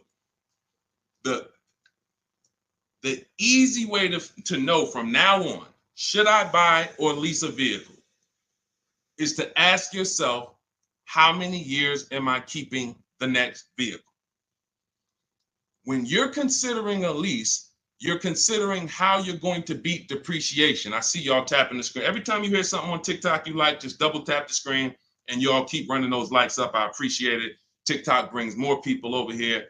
And, you know, I appreciate you guys. You guys help this message spread. You need to ask yourself, this is the first question. In my book, some of you have it, my digital book, Cars from Home. The first question before anything, before what car I want, is how many years am I keeping the next car? Because when you are getting a depreciating asset, you have to look at it like this. Every time you buy a car, I want y'all to think about this. What is this, Deshone? This is depreciation. If you buy a car today for $40,000, how much is that car worth in how much is that car worth in 5 years? Throw some numbers out there. You buy a car today for $40,000 in 5 years, average miles, how much is that car worth?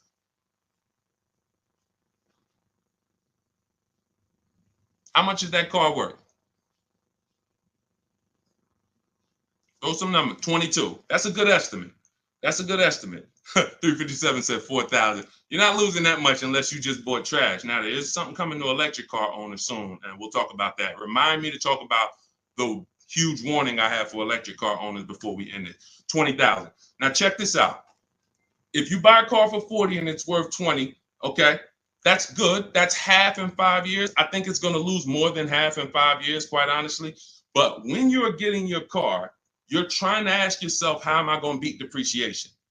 How am I going to prevent having something that I tie up money in for 5 years and that money is just losing value every time? Now, the way you beat depreciation is to keep the car a long time. Who has a car outside right now that they've had it more than 8 years? Type me.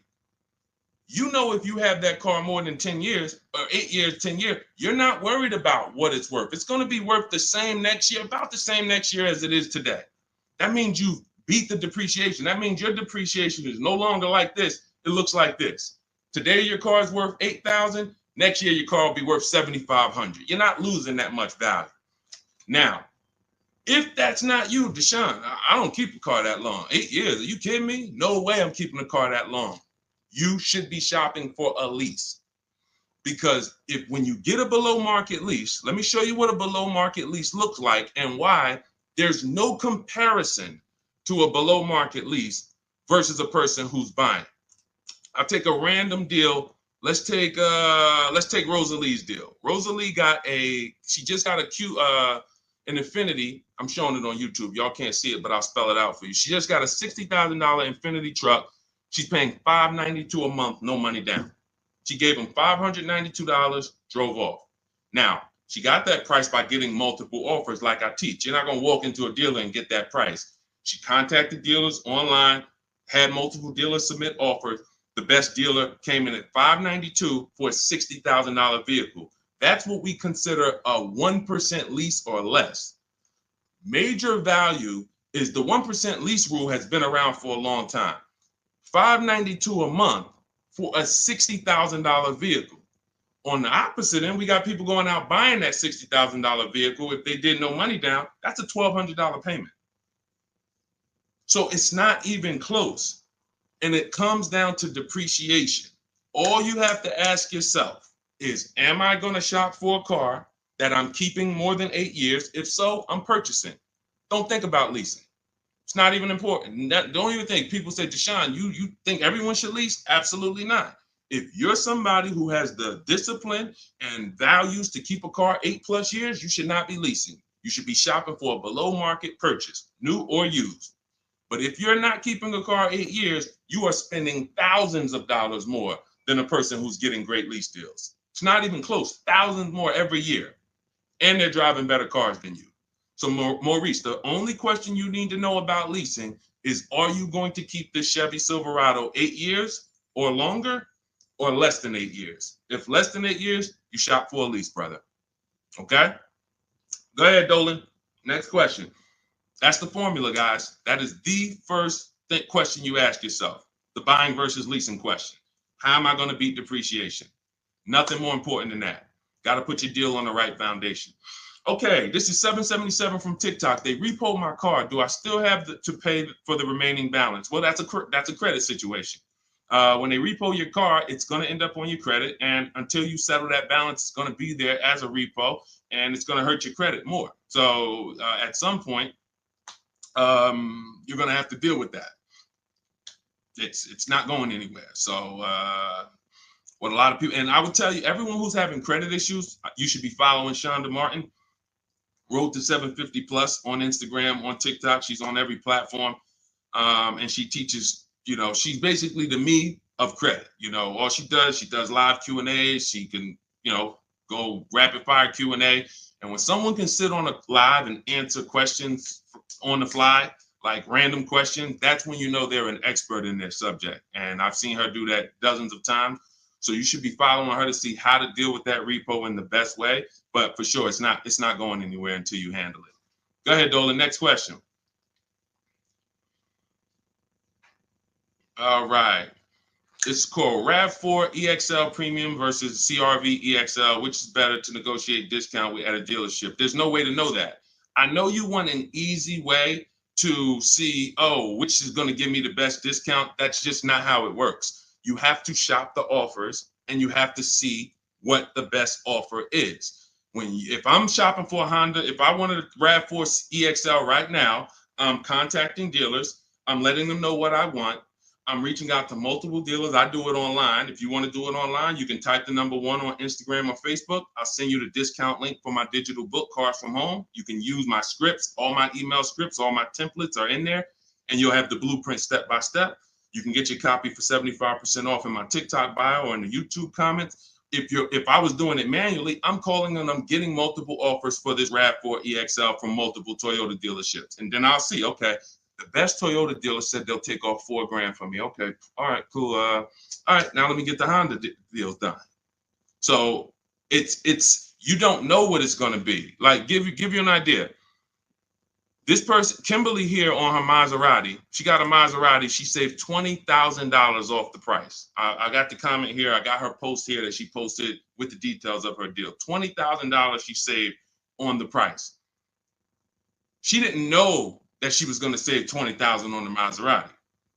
There's no way to know. You have to shop the offers, and this is why you can't feel for the bottom. You can't hope, I think we're at the bottom. I think this looks like it's good. No, you don't know that. You don't know how. You don't know. You just don't know. I know you're looking for an easy way to do it where you press a button, and it tells you this dealer here, this Honda dealer in Madison, New Jersey, is going to sell the Honda at the lowest price and give all the rebates. That'd be cool. It's not going to happen because no one dealer is going to always be the best anyway, or they'll be out of business. If you beat your competition every single time on every car, you're not making any money. You'll be out of business. So at the particular time you want to shop, the mission is to find the dealer who is going to sell you the car at the lowest price, because every one of them is different.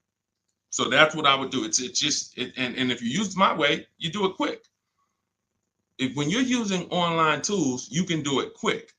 Look, Ansley got a car. He said right here, he got his what did Ansley get? He got an Infinity truck. He got a 2024 QX. He said, I started the process Saturday. I accepted a deal Monday. Got the car delivered on Thursday. One weekend. Started the process connecting with dealers on Saturday. Had offers coming in, accepted an offer on Monday. He got a 1% lease deal, $554 a month on a $58,000 vehicle. You can do this on new cars. You can do this on used cars. You have the internet as at your disposal. You just don't know how to use it. And you have people you have two departments in car dealers. You have what I call the sales floor. That's who I used to work with, the sales floor. Then you have the internet sales department. The internet sales department is to try not to give you a price and to make people who are trying to shop online get frustrated so they eventually come in. That's the goal of the internet department. And you have to know that the reason why it's hard for you to get quotes online is because you don't know what to give a dealer to get quotes. You don't know. You got to give them your zip code so they can work the tax. You don't know. They need to know what vehicles are in your household. You're getting defensive. Hey, why are they asking me for this? Well, it's because they need this stuff. That's why in my templates, I give you this stuff. They need to know what cars are in your household. They need to know when your deadline is. They need to know what your zip code is. They need to know what credit they should assume. These are the things this is why, Deshone, I tried shopping online, but it was so hard. I know, because you don't know how to do it. And if you admit you don't know how to do it, then we can help. But without unlearning, without saying, you know what, I need to unlearn this stuff that I was taught, you're just going to keep repeating that. So that's why I'm bringing you this and showing you people who are just like you. You have to shop the offers. And once you do that and you learn how to do it in 90 minutes, you'll be like, oh, I can shop any offer I want. Any car I want, I can find out what the best offers are in 90 minutes. But we got to get you there. Go ahead, Dolan. Shoot the next one up, bro. Unique Devo on Instagram. Car payoff 1 year. Should I trade it? 2015 still running. Well, it sounds to me like you want a new car. Look, the cost of replacement is expensive. If you're considering replacing your car, I always say it's always cheaper to keep it. It's always cheaper to keep it. If you can put, do you have a local mechanic? You should. Everyone who has a car, especially an older car, you should have a local mechanic. Why? Because a local mechanic is going to save you 50% off of what a dealership is going to go through. There's some people who religiously go to dealerships every time something on their car goes wrong or breaks. They go to the dealership. Even with engines. Yeah, Deshone, I put a new engine in and paid $10,000. Listen, local mechanics will actually save. They're worth their weight in gold. And so if I can keep my car running, that's what you want to consider. Now, you still owe money on this car. So you shouldn't be buying cars. You should be leasing cars. Because anyone who is replacing their cars while they still have a payoff should be leasing. That's a clear indicator. There's many indicators. I gave you one. If I'm not keeping the car 8 years, I should be shopping for a lease.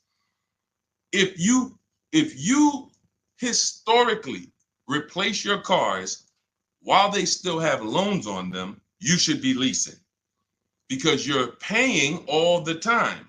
You're never getting to what I call the reward stage, which is a paid off car that is not depreciating anymore, that's in your driveway. You can keep it. You can give it to a family member. It's just a dependable vehicle. You pay a little bit every year to keep it running, but you have hundreds of dollars every year that are thousands staying in your household because you don't have a car payment. That's the reward stage. You have to get there. And if you're like Deshone, I don't keep cars that long, then you are overspending and you should be leasing, paying low payments, cents on the dollar.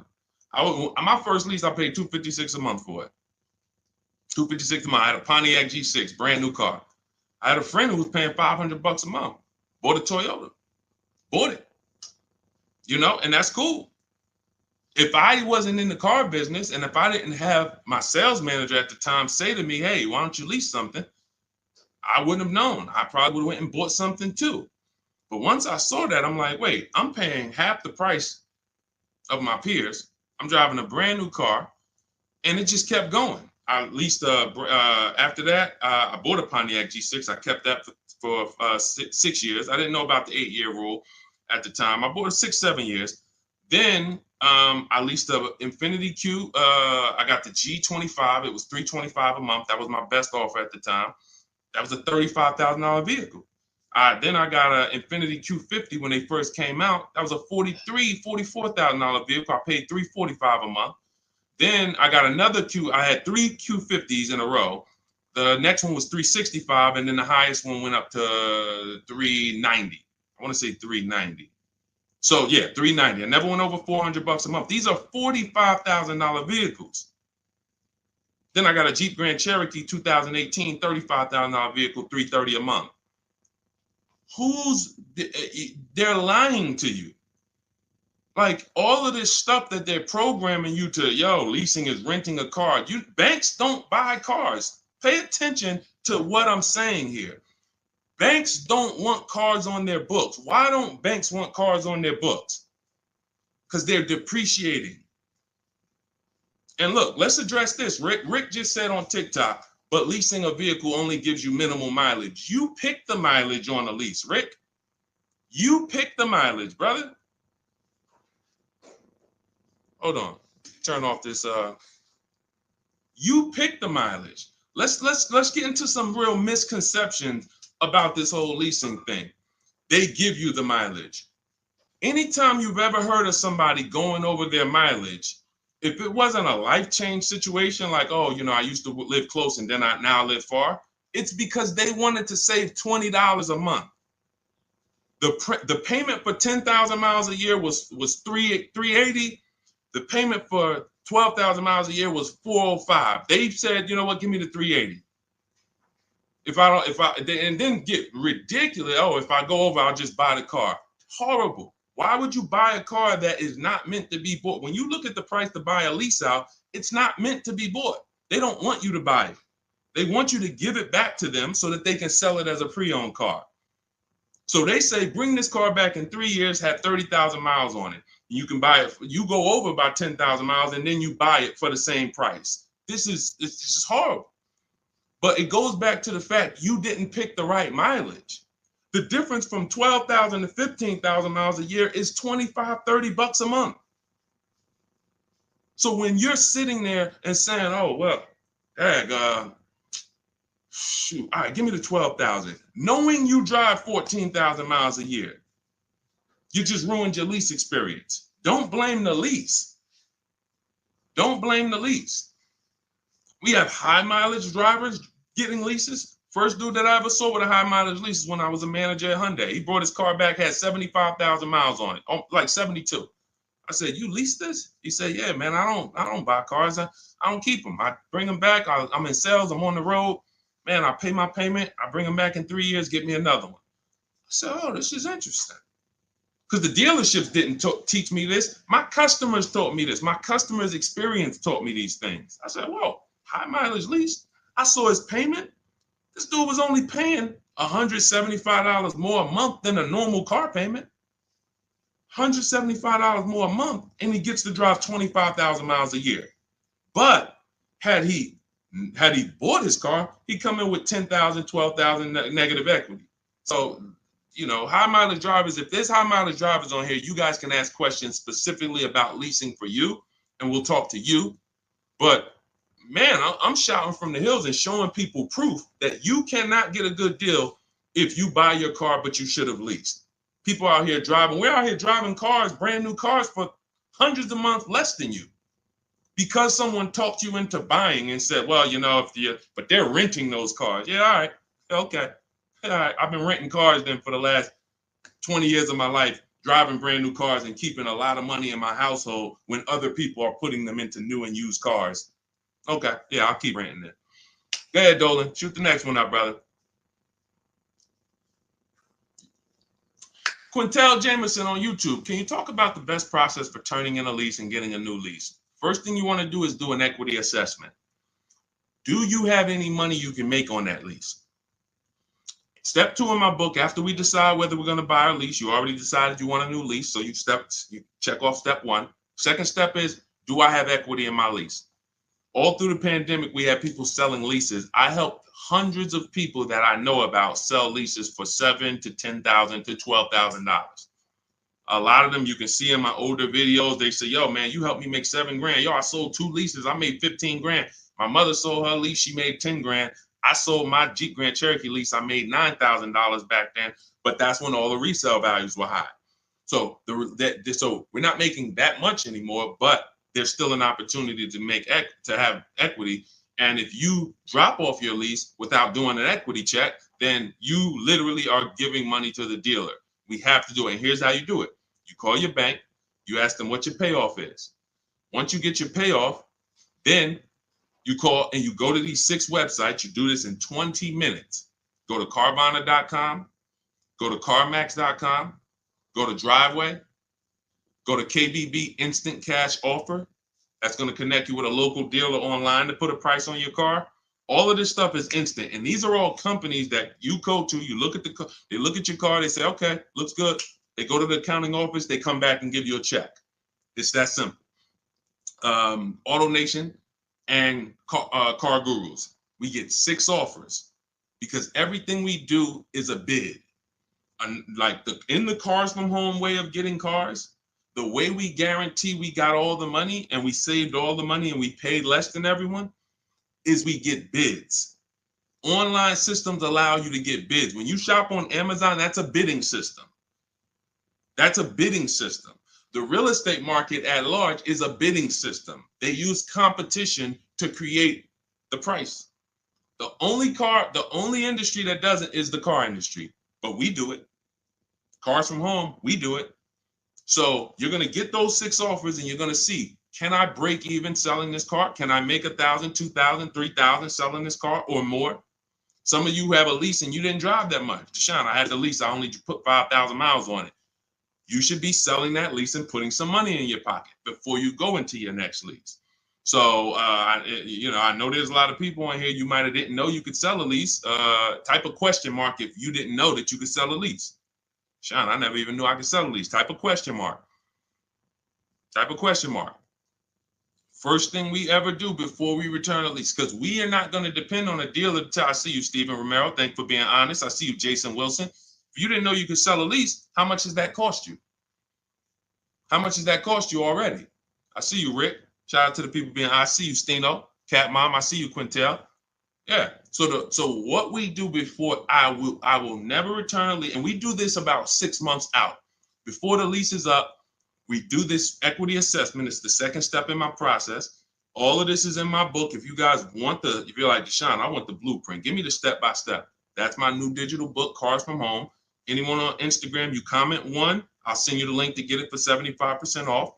If you download it immediately, you could be reading it today, using it, getting a car next week. Same thing on Facebook. Type the number 1. I'll DM you a link to get it at 75% off. And if you're on TikTok, go to my TikTok bio. Now, this is only for 30 minutes. This is a welcome offer for my new book. This isn't like, oh, we don't, just 75% off. This is what I do as a welcome offer for everyone to give you an opportunity. You won't pay the normal $97 price for the book. You'll get 75% off of that. And you'll have the strategy step by step. And on YouTube, we have a comment pinned for you. So you want to get your payoff. But now, very important, Quintiel, when you go on those websites I just mentioned, those 6 websites to get those offers, when they ask you, do you own the vehicle? Are you leasing it? Or are you financing it? Just type own. You want to know, what would you pay for the vehicle? When you call your bank, you're going to ask them, do I have a third-party restriction? So you're going to get your payoff. You're going to ask them, do I have a third-party restriction? If they say no, that means you can sell direct to the highest bidder. If they say no, there's no restriction on who you can sell. You can literally sell directly to them and get your check. If they say you do, and there are companies like Toyota, Chase, there's a couple leasing companies that don't have third-party restrictions. But if they say you do, now you can't sell direct to those people. You can sell direct to a dealer that makes the same brand. So if Honda has a third-party restriction, you can sell to a Honda dealer. And that's when we have conversations with a used car manager. Again, we don't talk to salespeople, y'all. We don't talk to salespeople. They're here to make your life hard because they're trying to fight for their money. and it's all good. I give you ways to, that's why the book is called Cars from Home, 7 Steps to Saving Time, Money, and Avoiding Dealerships. You need to avoid dealerships. When you're in a battle, a sparring battle with a dealership or a salesman, you're going to lose. It's a psychological war, and they do it 3-4 times a day. You do it 3 times, you do it 1 time every 3 years. So when the way I'm teaching you to do it, I'm never sending you to do battle with these people. So if you have a third-party restriction, we're now calling local dealers asking for the used car manager. We're getting offers from them, and then we're going to sell our car direct to them. And that's how we're going to get our equity out. That's what we have equity. That's the equity assessment process. That's how some of you are like going to pick up, that one strategy alone is going to pick up $2,000-$3,000 for some of you. Everyone doesn't have equity. But if you didn't know about equity, just that one strategy is going to pick up $2,000, $3,000, $4,000 for some of you. And over the course of your lifetime leasing cars, that's going to be worth more than that. Because some of your cars will have equity, and some of them have a lot of equity, and some of them have no equity. But if you don't know about it, every single car that you give back to a dealership, you just gave them $2,000, $3,000, $4,000. And then you wonder why they say, good news, we got this deal done for you. You don't even have to put any money down. Yeah, because they're using the money from your old car. So once you assess your equity, that's when we go into shopping for the new car. We got to see if we have equity first before we think about shopping for our new car. That's step 1. Okay? Do that before anything. All right, Dolan, cue the next one out. See, I'm not going to give her, if y'all notice, I'm not going to give her the whole playbook. Why? Just to confuse her? I'm not going to tell her, oh, once you do this, then go do this, then go do this. And then when you check your car, this is how you do your test drives. And this is how you make sure. And then this is how you, why would I do that? I like step by step. Does that make sense? Type the light bulb emoji if you're on a cell phone. Type the light bulb emoji if that makes sense. Why would I give her what to do at step 5? She hasn't done step 2 yet. Get your equity, Quintiel. Find out if you have equity first. Do that exercise that I just said, and then come back and we'll talk about the next step. You come back and say, Deshone, I did it. I don't have equity. Perfect. Now let's move to the next step. Deshone, I did it. Good news. I have $3,000 of equity. Perfect. Now let's move to the next step. Okay. Go ahead, Olin. All right. So here we go. This is Selly H20 from Instagram. My vehicle was totaled this week. Sorry to hear that. Hope you're all right. I'm going to the dealer today. What should I know? The dealer today, there's 17,000 new car dealers in this country, 100,000 used car dealers. Every dealer has a different price. So you're going into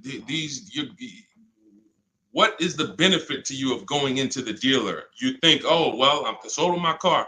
The best thing you can do right now is ask yourself the first question. Are you keeping your next car 8 years or not? Are you keeping Selly H on Instagram? Are you keeping the next car you're getting 8+ years or no? Let me know.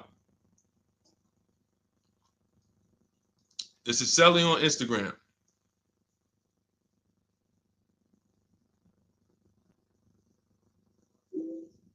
This is the first question. I want to give her time to ask. See, car buying, to pay the prices that you want to pay. It's not one step. It's not just give me this one jumbo step. No, it's a series of steps. It's a series of steps. And I think we live in a world right now that has programmed people to think, oh, I'm going to microwave my way to this whole car deal. Put it in the microwave and somehow I'm going to come out and pay less than everyone else. That's not how it works. You try that, you're going to pay more than everyone else, like all of these people out here who 9 out of 10 people going into a car dealership. If I was able to say, hey, how you doing? I see you just got your car. How you doing? My name is Deshone. They call me Deshone the Auto Advisor. You mind if I take a look at your car deal? You mind if I just take a look at your paperwork? Sure.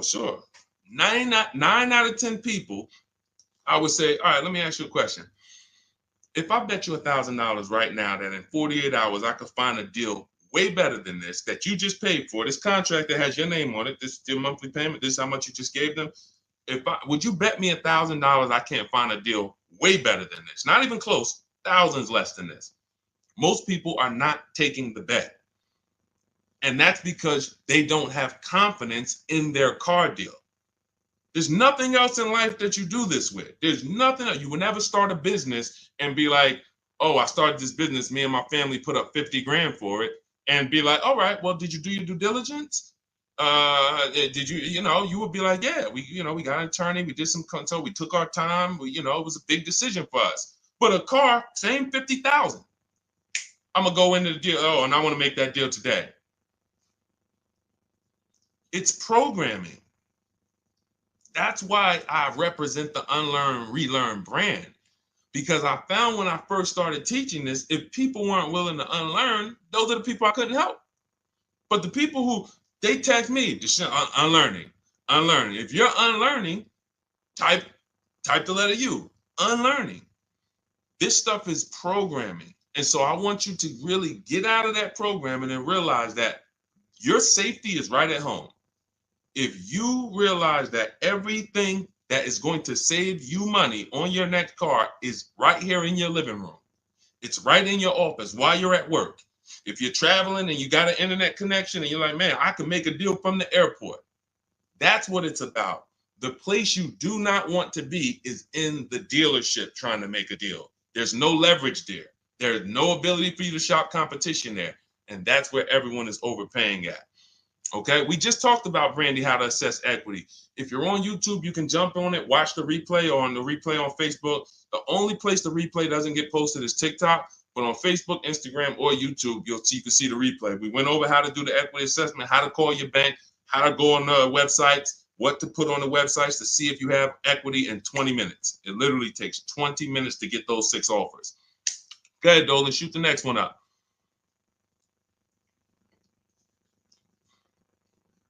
Steven Romero from TikTok, shopping through Carvana.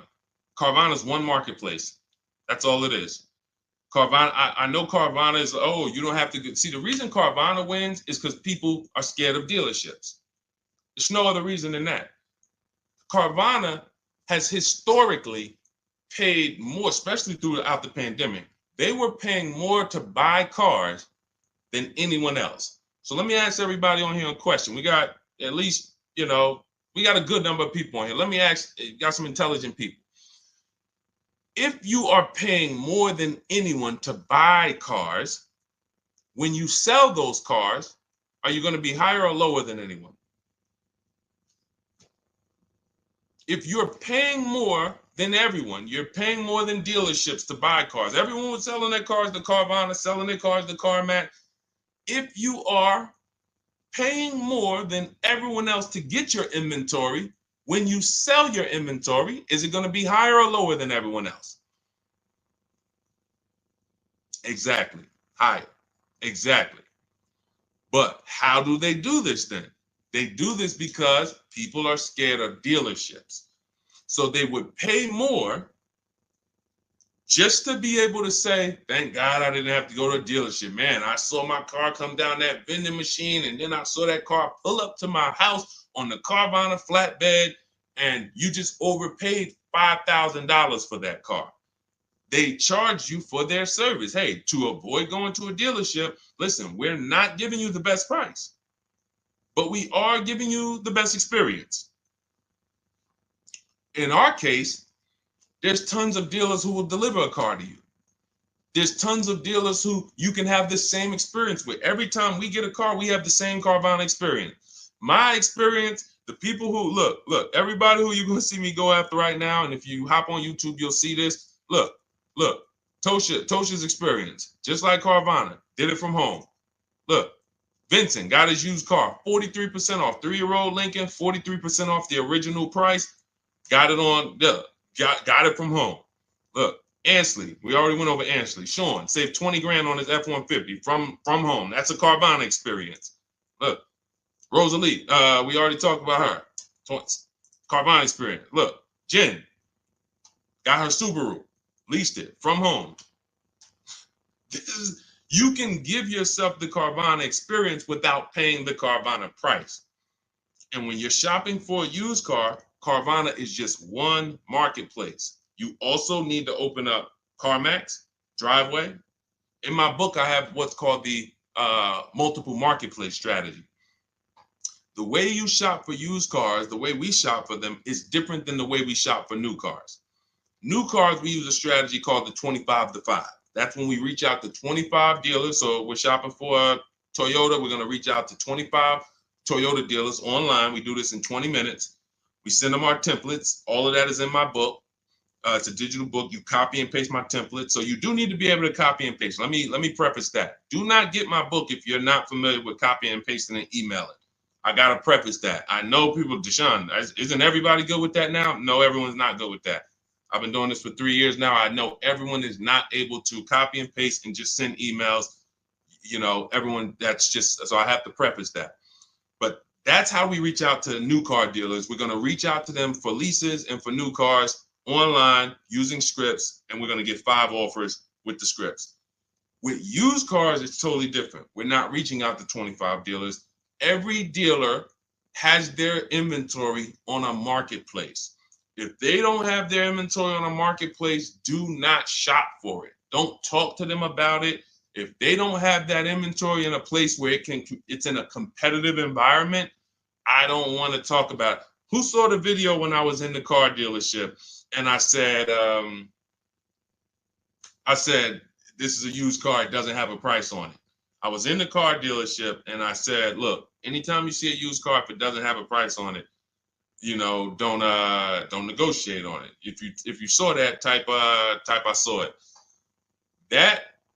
Whenever someone is not putting a price on a vehicle for any reason, it's because they want to make the price up and negotiate down. So let's just say I'm a slimy dealer. Let's say I got a $40,000 car. It was $40,000. I was at a dealership yesterday. We made a commercial about a dealership, and I looked in the car. It was a used car. It was a 2018. It had, the only price it had on it was the original price of the car. So it had literally, it was around a $40-something thousand car. It didn't have a used car ticket, $22,000, nothing like that.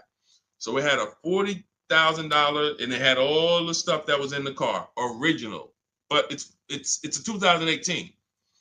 So what happens when a person says, hey, how much you want for that car? And there's no internet that they're comparing that to. They're going right on there and just saying, okay, that person has a great opportunity to make up a price and say, well, you know, we're asking $24,000 for it, but you know, our asking price is $24,000. Oh man, that sounds a little high though. You know, it's 2018. You know, you can't do no better than that. You know, I mean, what you have in mind? You know, I'm trying to be around 20. You know, I'm thinking closer to 20. Then I don't know if I could get to 20. I might be able to to see if maybe we could like split it, go up the middle, you know, between, you know, like around 22, something like that. Why don't we take the car for a ride? Let's see if you like the car. You're already in the mouth of the snake. You are literally a mouse in the viper's mouth. Once you've already agreed to talk about a car that doesn't have a price on it, you're done. Because let's just say if that same dealer had to list that car online, that car might have been listed for $18,000. But because you walked in and started talking about it and say, hey, well, you know, what do you think? This is how people leave happy. Man, you know, let me ask you, honey, you get home with your wife, like, you think you got a good deal on this? I think so. I think the guy worked with me because, you know, they said they was asking 24. And you know, I went in there and you know, we made a deal about 22, a little under 22. He took off 2,000 from me. No, he didn't. There was no real price. So this is why you want to be on marketplaces where all the prices are listed. Cars.com, cargurus.com, carfax.com, carmax.com, carvana.com. That's one of them. 8 market, eBay Motors, one more, Driveway. So there's 8 marketplaces, 8 major marketplaces. And you want to sit back and shop for your car like you be shopping for a TV on Amazon. And you'll realize once you start doing this, you'll see The same car that was at my neighborhood dealer that I liked, there's 50 of them within 100 miles of me. There's 50 of them.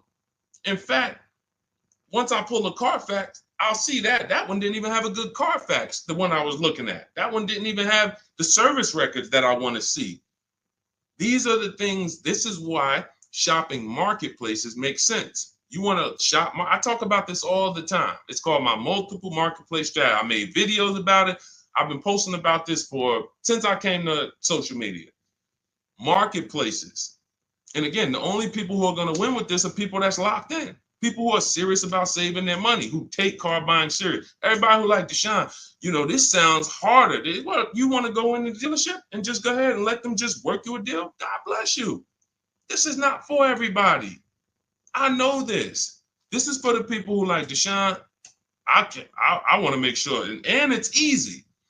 All the people who you see me showing you, Jared, all of these people that's posting their cars, Teddy, if you're on YouTube, you can see this stuff. These people are never going back to the old way of shopping. We are never going back because this is so much easier. And once you get it and be like, man, shopping online is a million times easier. I don't have the anxiety and there's nobody pressuring me. Oh, all of these people are competing, sending me emails. Hey, can we do this? Hey, what if I get to this? What if I get to... They're never going back. And that's the world I want you to come to. I want you to unlearn that old world, come over to the new world. Go ahead, Dola, shoot the next one up. I think we hammered that point home because we get that question probably every day. Carvana, something about almost every stream, somebody said, hey, what about Carvana?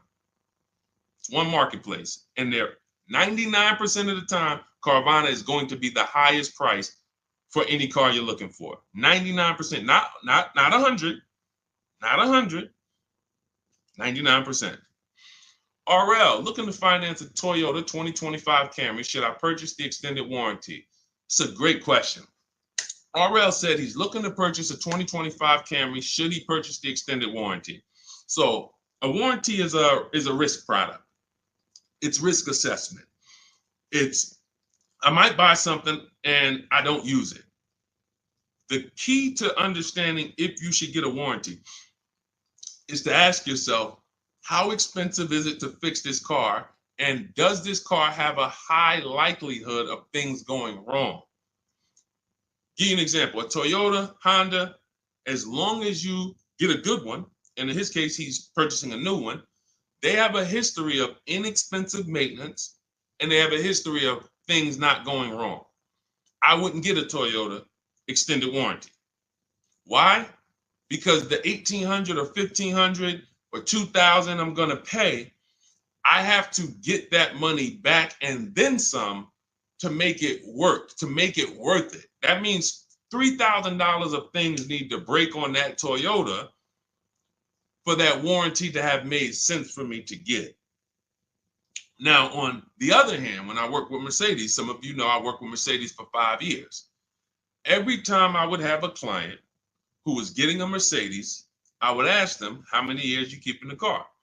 If they said they were keeping it a long time and they weren't going to lease, then I would tell them after we made the deal, buy as much warranty as you can afford.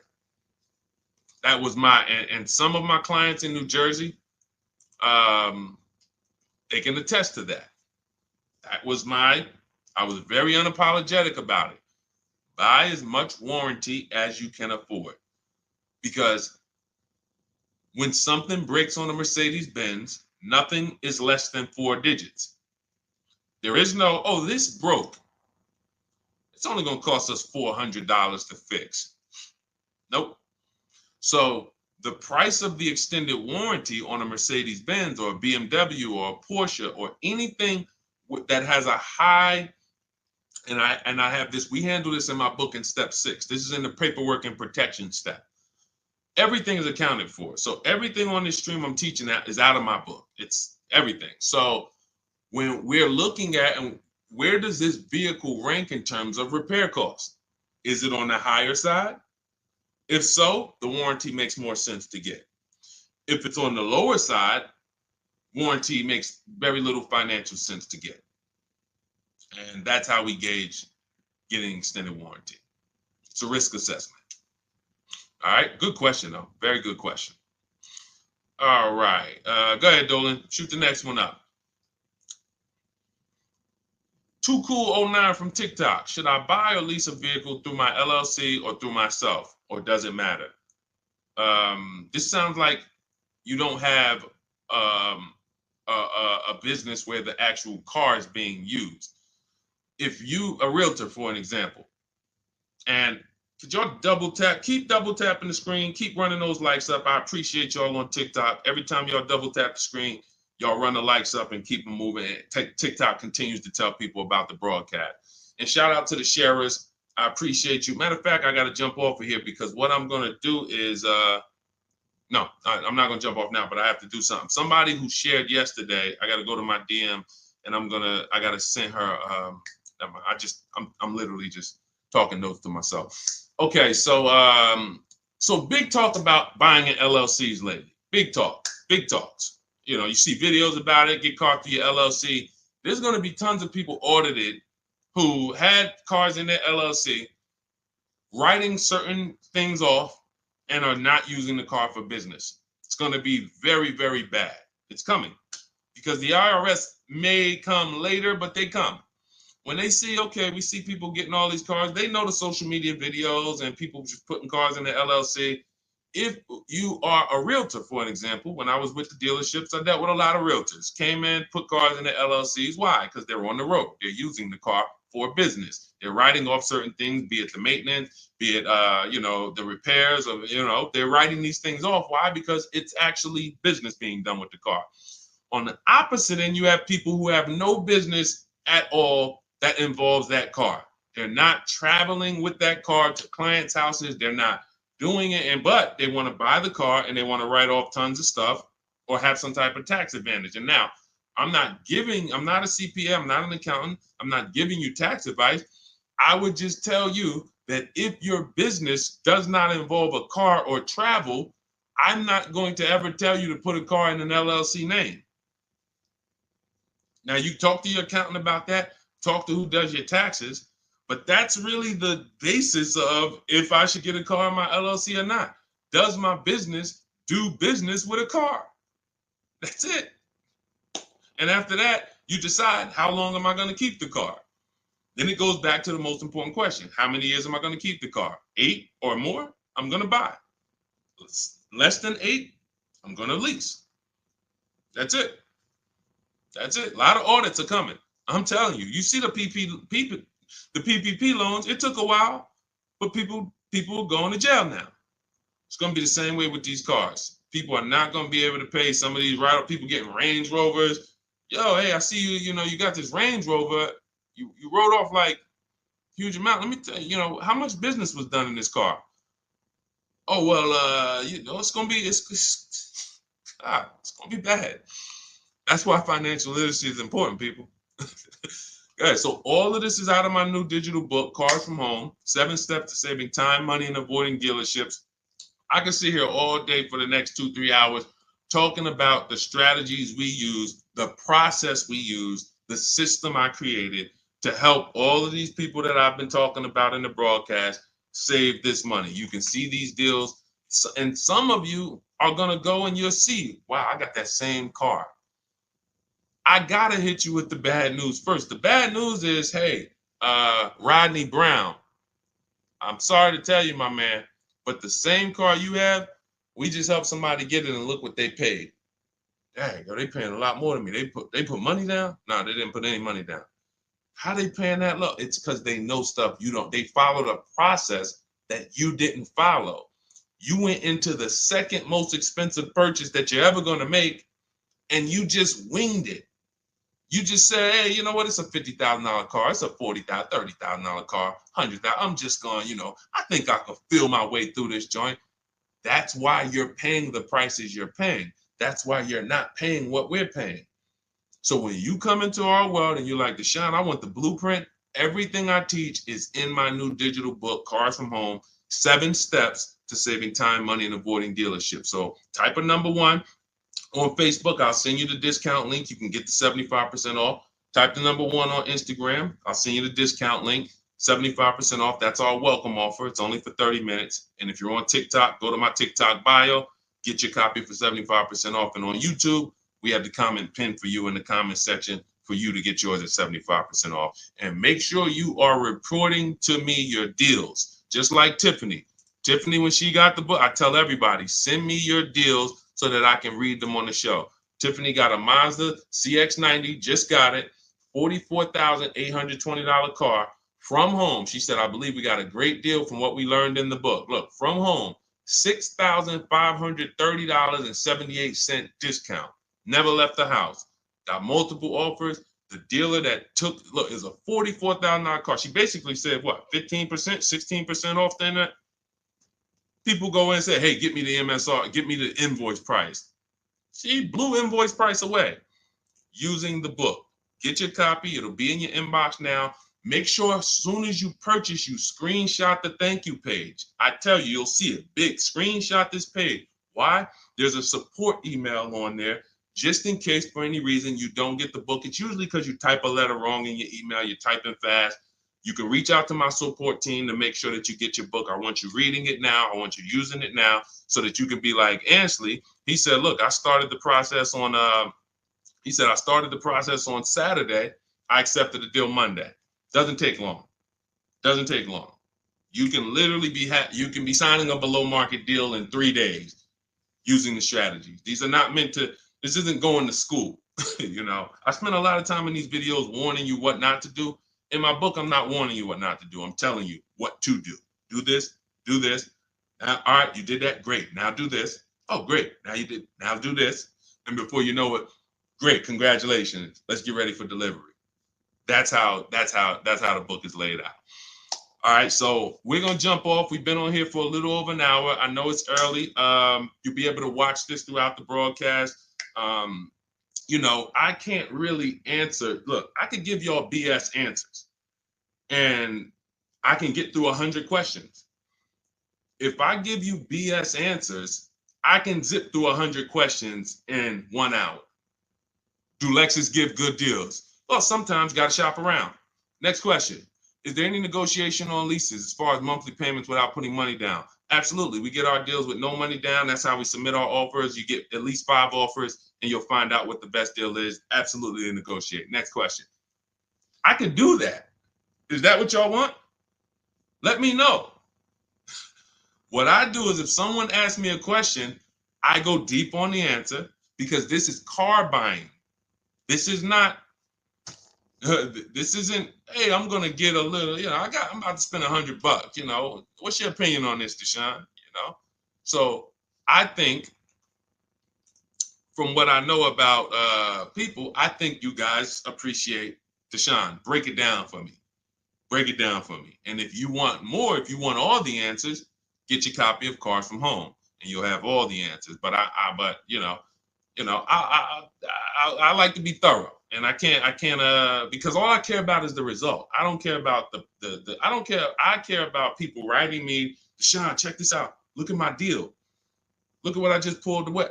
I want you writing me, emailing me, proud of your deal. I don't want you running into me one day if you're ever around New Jersey, New York. Hey, Deshone, hey, what's going on, man? Hey, man, I follow you. Oh, man, I used your stuff, bro, man. Oh, cool, man. How'd you do? Yeah, I think I did all right. No, you didn't. No, you didn't. Because everyone that learns from me, oh, man, I have people run up to me. I never shopped like this before. I had all of these dealers, and then the lowest dealer took off all this money. That's the one I went with. That's a person that I know. Congratulations. Great job. You listened. You trusted the process. I care about the result. And that's all I want. I want you to enjoy car shopping. I want you, it's 50, 100 grand, 5, 6 figures of your money. You deserve to enjoy it, and you deserve to pay less than everyone else is paying. That's what I'm here to do. So I'll see everybody who has the book. I'll see you inside. Use it. You'll see I link to a couple videos in there. You'll see it's some surprises in there. That's not a traditional book. There's links to videos. I got links to scripts in there. You'll see. You'll see why it's a digital book. And it's a one-time purchase. Anytime something gets updated, like Vroom went out of business a couple months ago, they used to be in our strategies. They were in our marketplaces when we shop for used cars. Vroom was on that list. And they were in the when we do our equity assessment, Vroom was on the buyers list. If I had mailed out a book, if y'all were buying a physical book for for these strategies, that means now I got to make another book, and then I got to say, all right, guys, well, this is edition 2. That was edition 1. Vroom's out of business. Next thing you know, you're getting edition 40, and you're like, dang, every time a new website comes out, because we do online, dang, I got to buy another book. Nope. With Cars from Home, what we did, soon as Vroom went out of business, I went in, I updated the master file, uploaded it, all the thousands of people that have the book, and about 9,000 people have the book right now. So this is, you can go on Goodreads, you could type in the Cars from Home book online, you'll see, oh shoot, this book is out there. It's already 5-star rated. So this is what it's about. Results. Grab your copy in my Instagram bio or my Facebook bio, or everybody that types the number 1 on Facebook, I'll DM you the link exactly to get this discounted price. Everyone on TikTok, you go to my TikTok bio, click that website, and get your 75% off. And then on YouTube, we have it pinned in the comments. So use this stuff, win with it, write me with your deals, y'all. Stop overpaying. You don't want to be like these people out here. You don't. They're getting hammered right now. They think there's no deal. Oh, when is the market going to get better? It's never going to get better for them. It's never. They're going to keep doing the same thing. And it's sad, but that's not what we're here to talk about. Let's get you to paying less than everyone else. All right. So I'm gonna jump off, y'all. Have a great day. We'll be back for another stream, sometime next week. I'll see you soon.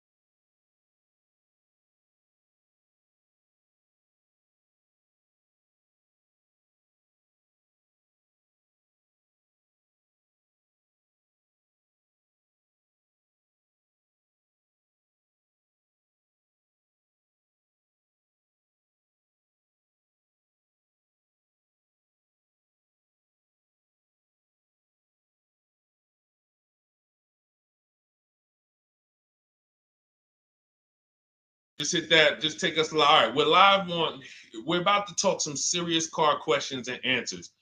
I want you to ask any question you can think of concerning car shopping so that we can dig deep into it. It looks like Facebook we continue to have trouble with, and I think it's because we already have a stream going there. See if you can get out of that stream, Dolan, if you can cancel that stream so that we can get on the Facebook. But I want you guys to start asking your questions. And Dolan, bring the first question in so we could get the show on the road. And then what we'll do is we can check the back end and try to delete the broadcast from Facebook so that we can get on Facebook. Okay, this is Sam from TikTok. So there's a car for $7,000. I want to sell my car worth $12,000. Can you explain that? Well, who are you selling your car to? If you say it's worth $12,000, then all right. We only get offers to find out what our car is worth. We don't use algorithm sites because that's worthless. An algorithm site is a site like Kelly's Blue Book. You punch in your year, make, model, and in 3 seconds it tells you your vehicle's worth $12,000. Right now, we have companies that bid against each other. And what you want to do is you want to go on your computer, go to CarMax.com, go to Driveway.com, go to Carvana.com, go to AutoNation.com, go to Kelly's Blue Book Instant Cash Offer.com, and go to Car Gurus. All of them will connect you to somebody or some major buyer who pays cash for cars immediately. Literally, quick inspection, drop your check, and you're on to you're literally, it's that simple. We are no longer at the mercy of private owners who are going to come by and look at our car and no one buy it and talk us down. There are extremely competitive buyers in the market that I've been telling people about since 2021 when we were cashing out. I was big on telling you guys during 2021 to 2023, during that whole pandemic run, cash out now, because the values of those vehicles will never see them again. So there are some people who cashed out, but that was also the beginning of showing people that you can sell to what is called institutional car buyers. And that is what stopped people from trading their cars. There are people who have learned from me, and maybe other people have mentioned this, that will never trade a car again because you're not getting the money that it's worth. So you go to those 6 companies, Sam, it should take you no more than 20 minutes. They're going to give you their best cash offers. And then you can sell to them and you can go buy something else. But what I want you to get in the habit of doing, everybody, is separating your transactions. What does that mean? Who you sell your car to is different than who you buy a car from. And you need to maximize each transaction.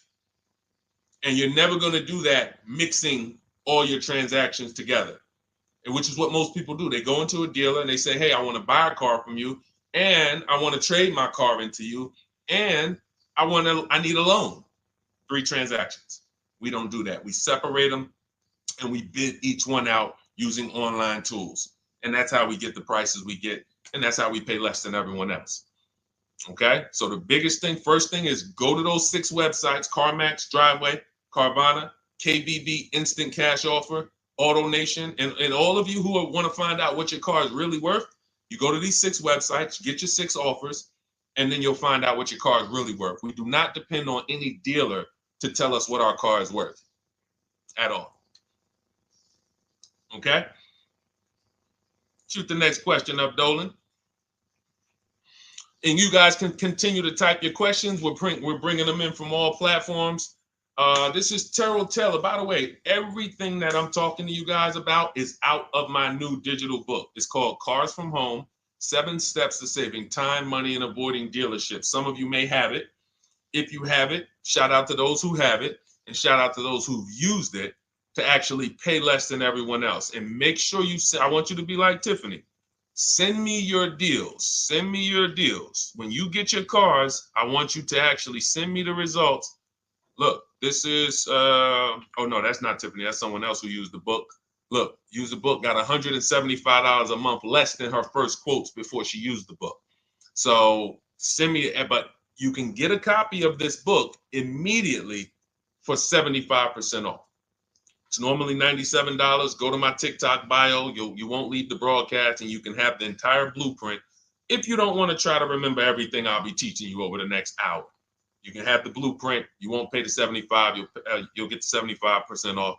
And we also have a comment pinned in the comment section for you guys on YouTube and on Facebook and on Instagram. You go to my bio. So anyway, go get it, because it's only for 30 minutes. After the timer goes off, it's $97. It's still worth every penny. You can Google it. 5-star book. You can see all the people who rated it, all the people who's using it. This isn't a test to do, but I want you to get it at 75% off. It's better to pay $24 than $97. Okay, Terrell Taylor. So you said, Terrell Taylor on YouTube said, I have $35,000 to $40,000 to buy a truck with. Should I buy a used or a late model new, 2022 to 24? So whenever we're considering a late model used car, this is a model like Terrell said, that is 1 to 2 years old. Let me tell you why I don't like shopping for those first. I like to shop for a new price first. Whenever you are buying 1 or 2 year old used vehicles, you have to realize something. How do dealers get used cars? Trade, or they get them off lease, they buy them. When you have not waited 3 years, you're not going to see a lot of used vehicles in that option, because most people don't buy a vehicle and then trade it in 2 years.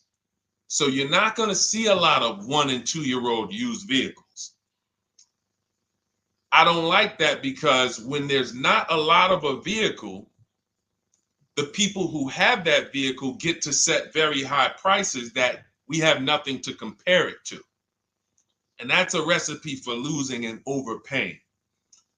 I've had people come to me who are looking like you, and what I say is, I say, okay, shop for a new one first. I'm gonna tell you why. When you shop for a new one first, you get to see what the market value is. So take Sean. I'm showing Sean. Some of you have seen Sean. He got an F-150 Lightning XLT, $73,000 vehicle. Using what we teach and getting bids from home, using the Cars from Home system, he saved $21,000 on a new one. That was his best offer. He got multiple offers because we always get at least 5. So his best offer, he saves $21,000. If he had gone to look for a 1 or 2 year old one of this, he would have never known that the new ones he can save $20,000 off of if he shops right. Now, some vehicles, it might be $7,000 off, $10,000 off, $5,000 off. The point is, until you know what the new market is for a vehicle, you can't shop a 1 or 2 year old one. Because what happens if you shop a 1 year old version of what Sean got, and he goes and he pays, he pays 65 for it because he thinks, or let's say 60. Let's say 60. A brand new one, 73. Someone else is charging 60. All right, it's 2 years old. Let me get that one. Not 15 grand off. Problem is, he just overpaid for a vehicle because he could have got a new one for less than he got that 1 or 2 year old one. That's why the recent shoppers, anytime you guys are shopping 1 or 2 year old, you have to shop new first to find out what the market is. Now, in my book, I have my strategies for shopping new online and shopping pre-owned. It's totally different. Pre-owned, you want to go to all the marketplaces. If a vehicle's not on a marketplace, y'all, don't shop. Don't look at it. What does that mean? You ever walk into a used car dealer and you see a used car, but there's no price on it? Type a $ if you've ever experienced this. If you've ever looked at a deal, you've been in a dealership, you see they have a used car, there's no price on it. Type a $ if you've experienced that. Okay, I see you, Terrell. Okay, perfect. I see you, Don Dickey. Okay, perfect.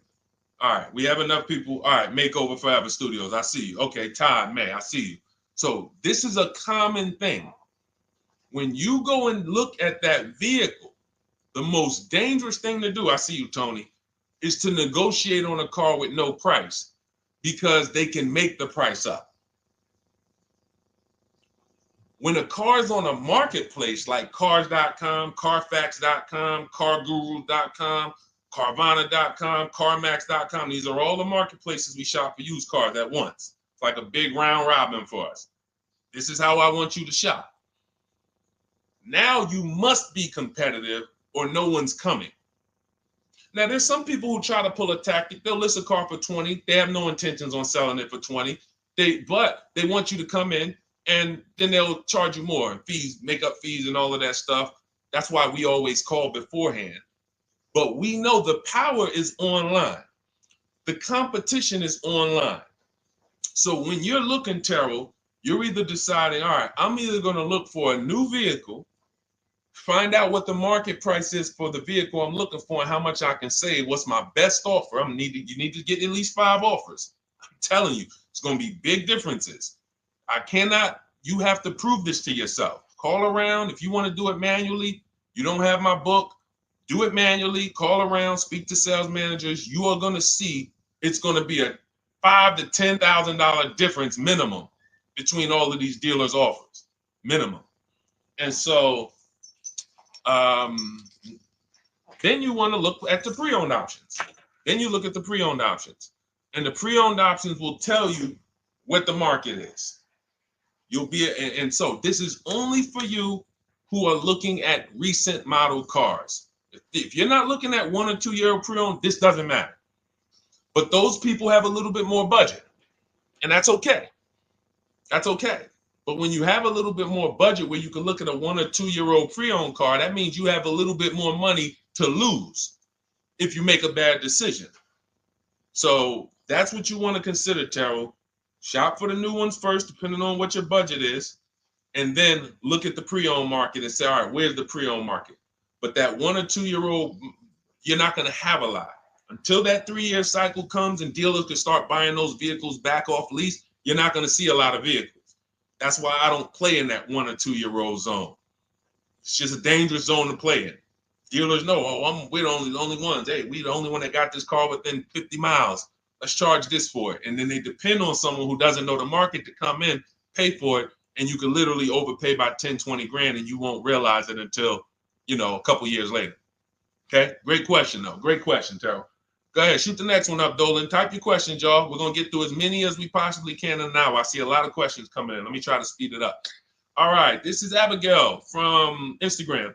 How do I shop for cars and take test drives without feeling like I'm wasting their time? I'm nervous. Okay, first thing to realize, Abigail, you're a very considerate person. God bless you for that. You're about to spend 5 figures on a vehicle. Some of you 6 figures. I love the courtesy, but we are the prize. When you're shopping the way I want you to shop, some of you, this is your first time here. You don't even know, hey, who is this guy talking? I spent 14 years in the car business. 5 years with Mercedes, 5 years General Motors. I've been helping people buy cars and get below market deals since 2019, education-wise. I love it, but you deserve the experience. If you were walking into the mall to spend 15 grand, let's just call it 15 grand, how would you want to be treated? Like royalty, right? Right? So, but I'm going to answer your question, but I need your mindset. A lot of what we're discussing is going to be the right mindset. You are the prize. That's why I don't want you going to dealers begging for discounts anymore. I want you sitting at home making dealers bid. This is how we do test drives on new cars and leases. New cars and leases. This is how we do test drives. I have it in my book because it's that serious. You're either going to have a great test drive or you're going to have a horrible test drive experience. We call and we ask the dealer, who's the most experienced person there? Who does everybody like? Who's the person that, has been there for a long time, just has a great reputation? Oh, that's John. John is just, he's been here 20 years. Everybody loves him. Okay, can I speak to John? Hey, John. My name is Deshone. I'm interested in the Honda Pilot. I just like to test drive it. I'm in the process of deciding what I want. And, do you have this particular model? You have one there that I could test drive? John, because we asked for the best person, we're typically going to get somebody who is not going to lie, usually. Not a guarantee, but taking these steps, I know these guys. I've been in this dealership. I know most dealerships have one person there who has a good reputation and who cares about that reputation. If you're enjoying this content, hit the like button, y'all. And Keith, y'all killing the likes on TikTok. Shout out to everybody who's hitting the likes on TikTok, to double tapping the screen. Appreciate y'all. And shout out to everybody who hits the like button. When we get there, we meet with John, we test drive. John, thank you so much. Can I have your card? I'll leave you my information. And if this is the vehicle I want, I'll be in touch with you. Perfect. Oh, Deshone, we don't sit down? We don't think? No, we never sit down. I'm telling you that there are things you must unlearn about the shopping process if you're going to win. And what does winning look like? Getting the most money off in the least amount of time. There's no leverage that you have when you sit down and try to negotiate with a car salesman. Every single dealer around you that wants to compete for your business, you can't talk to them while you're sitting in one dealer talking to a car salesman. That's why we don't do it. We get a card. Thank you so much. Listen, if this is the one for me, I'm going to give you a call. Simple. Pressure's off. There's no pressure in our system. You can't pressure us. That's what I want you doing. New cars, leases, that's how you test drive. 20 minutes, you're in and out. And I'm a car salesman at heart because that's what I am by profession. I would never develop a system that would allow you to waste car salesmen's time. I just wouldn't do it. I developed a system that when our people go get cars, look at Ansley. When our people go get cars, Ansley just got his lease, 1% lease, $58,000 Infiniti. Look, started the process Saturday, accepted deal Monday, all by Email. $58,000 car is paying $554 a month, no down payment. You know, we have tons of these. None of these people spent. Look at Jared. Lease like a boss, $569 a month down to $520. Volkswagen Tiguan, no money out of pocket. Let's go to a purchase. Pierre, pre-owned car purchase, got his 2022 Mazda, got a 20% discount off the original MSRP. This is 30 minutes. We are not spending more than 30 minutes in dealerships. Who doesn't want to spend more time in dealerships? Type me if you're like Deshone. I don't want to be in dealerships that long. You thought you had to be in dealers to save the big money, right? You thought you had to be in dealers to save the big money. I'm showing you as someone who pays less than everyone and who teaches people to pay less than everyone. Look, Kimberly, $20,000 off a Maserati, shopping from home. Because when you can talk to more people at once, the discounts fly off. And you see that all these dealers want to compete. So what you want to do, the best thing you can do to not waste people's time, Abigail, is to shop from home the right way. Because when you shop from home the right way, you realize it's only a few things you need to be in the dealership for. That's your test drive. I just told you how to set it up. With used cars, we do it at the end. But we're only there for a second. In fact, when you go to pick up your car, they're going to tell you, thank you. This was one of the most easiest deals I ever made in my life. Because you came in, you emailed us, you knew what you wanted, you gave us the information we needed, we made you an offer, you knew what you were decisive. We have all these scripts. By the way, in my book, I have all the email scripts. You don't have to even think about what you're going to say. It's literally copy and paste, copy and paste, copy and paste, copy and paste when we're shopping for new cars and leases. With used cars, before I go to the next question, I want to hit on the used car process. Used cars, we must test drive at the end. We can't test drive used cars over here and then go and buy another used car over here. So what we do when we narrow our choices down on all these marketplaces to our top 5 favorite vehicles, we need to verify that there's no bogus fees.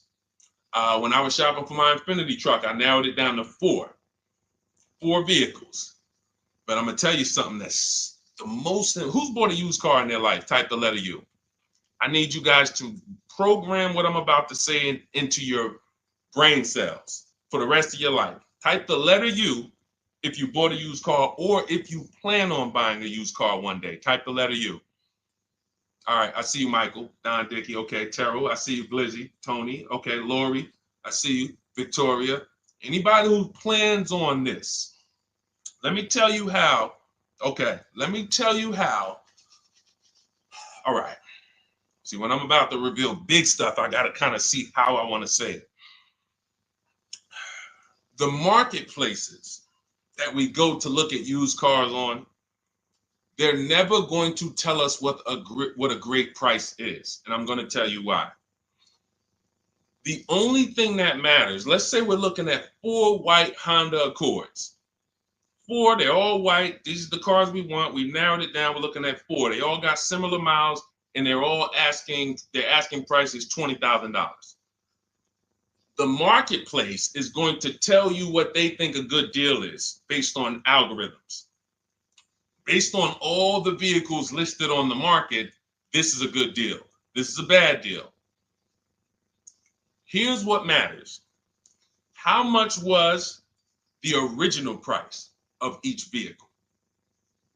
Why is this the only important thing? Because if we're looking at 4 white Honda Accords, but one of them was $35,000 when it was new, one of them was $39,000 when it was new, has a sport package, some special technology. One was $31,000 when it was new, one was $29,000 when it was new. What's the best value? What's the best value?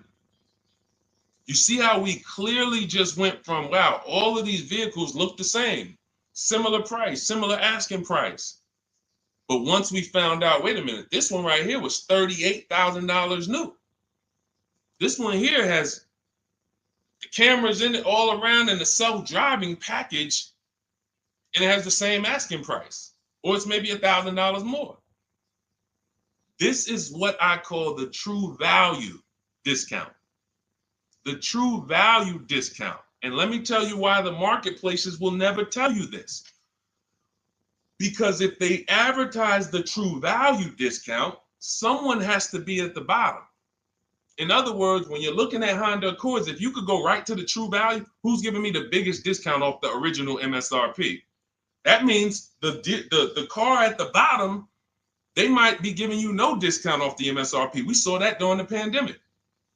It was people selling, who remembers people selling Toyota Camrys, 3-year-old Toyota Camrys, for the same price as they were when they were new? There was some deal, everyone wasn't. I know a couple dealers, I know a couple general managers who run dealerships who are ethical. And they said, look, I don't care what the market does. I can't sell a used vehicle for the same price it was when it was new. I'm not doing that. Because when that customer comes back in 3 years to deal with me, I'm going to have to help them again. And if I buried them in their car, then I'm not going to be able to help them. But there were plenty of people who was. The true value discount is all that matters, which means we have to know what the car was new. We have to find the Maroni label. We have to go on the Carfax. We have to go to where the window sticker is and get the original price. And then we'll clearly see, oh, that's the best used car. And no one else shops like that. No one else shops like that. If y'all get that, type dollar signs. If you get that, what I just said, type dollar signs. That is what is important, not what they tell you is a good deal. So going back to me, when I got my Infiniti truck, 4 vehicles, all in a similar price range, all white. They were between $1,800 difference from each other, similar miles. But once I found out that one was 46,000 new, one was 48,000 new, one was 52,000, and the one I ended up getting was 54,000. That separated it.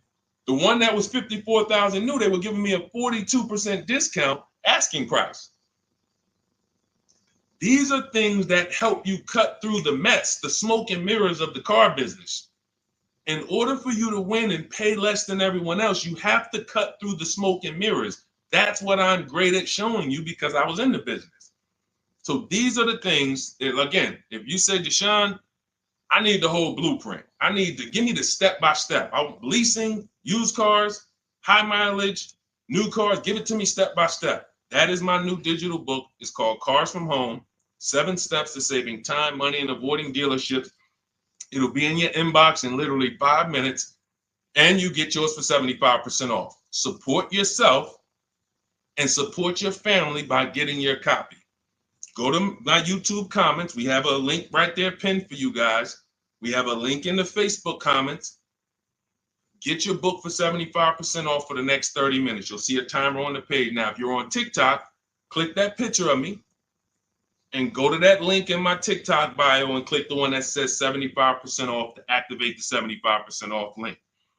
Get your book so that you never have to wonder about this. Now, we're going to continue, but I just know as we answer more questions, some of you are going to forget that. What we just went over in the last 10 minutes, this next question, you're going to forget all of that. All right. Now, Dennis Gamister from Instagram, on a lease agreement, does the deal use the MSRP or the discounted price? So when we're shopping for leases, this is what we do. We get all our offers with, this is how we construct our offers. If you've ever looked on these commercials and you saw, well, Deshone, when I look at leases, though, it seems like, one, they limit me on miles. And then I also see that they want a bunch of money up front. You are correct. But they only limit you on miles according to the miles you told them you were going to drive. They don't pick the miles for you. We select the miles. And what ends up happening is people will, because they typically don't know how to shop, they're negotiating. They'll say, all right, well, my payment's $400.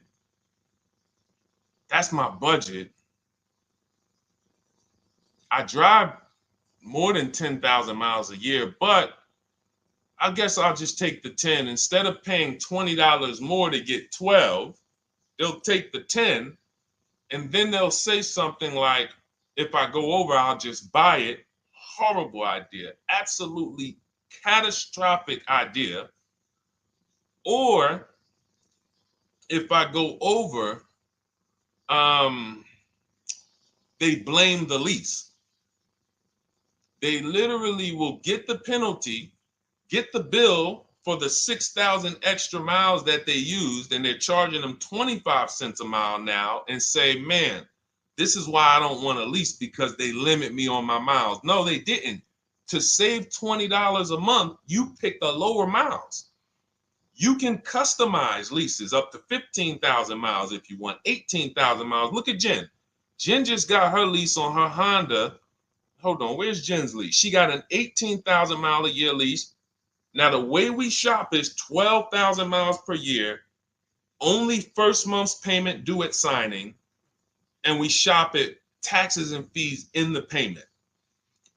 Jen, her best offer on her Honda CR-V hybrid, which is one of the most popular hybrid crossovers in the market, she got $512 a month, 12,000 miles. That's a 1.3 lease. We'll talk about the 1% rule for great lease deals and the 1.5% for overpaying. She gets 1.3. She bumps it up to 18,000 miles per year. But look how much more, y'all. $50. So for $50 more a month, she, instead of driving 12,000 miles, she gets to drive 18,000 miles. And she gets to drive as much as she needs to for $50. Versus her saying, you know, I'm going to take the 12 knowing I don't drive 12, and then I'm going to get penalties and, again, blame the lease. The lease is custom. And the first time I learned about high mileage leases was when I was working at Hyundai. I was a manager at Hyundai for a short period of time. It was a highway dealer. The guy ended up going to jail. It was typical, like, you know, I've worked in some dealers, some phenomenal dealers, but this one was like, if you ever could imagine the prototypical highway scam dealership, I mean, this was it. So I was only there for 6 weeks, but I was a manager, and what I saw was I was taking care of this guy's lease who was just finished with it. He had 72,000 miles on it, and I went out there and I said, wait, you leased this 72,000 miles? He said, yeah, I always lease now. He said, I used to come in every time I bought a car, my negative equity was ridiculous, $15,000, $10,000. I had to keep writing these big checks, and I just said, you know, let me switch to leasing. A customer taught me about high mileage leasing. That's why when I say car salesmen aren't trained, they're not trained. We learn things by intuitiveness and curiosity, and, you know, we're not trained on finance and insurance and leases versus buying, none of that, you know. So anyway, I said, wow. And so I looked at his payment. This guy is only paying like $175 more a month, not even, to drive 25,000 miles a year. So if a normal Hyundai lease was $299, he's paying $450, $475, and he's driving 25,000 miles a year. Boom. Drops it off. Boom. No negative equity, none of the trash that most high mileage drivers are dealing with. So when we are shopping for a lease, we have to shop with our template. Whenever you're getting your lease quotes, it's 12,000 miles a year, first month's payment only due at signing, taxes and fees in the payment. Assume tier 1. That's what we blast out. In my book, I have something called the 25 to 5 strategy. We connect with 25 dealers online. You use my email scripts, copy and paste. We're going to get 5 offers. This will take you. You saw Ansley. He said, I started it Saturday. By Monday, I accepted a deal. This doesn't matter. This is a 24, 48-hour turnaround to start getting offers on these vehicles. Now,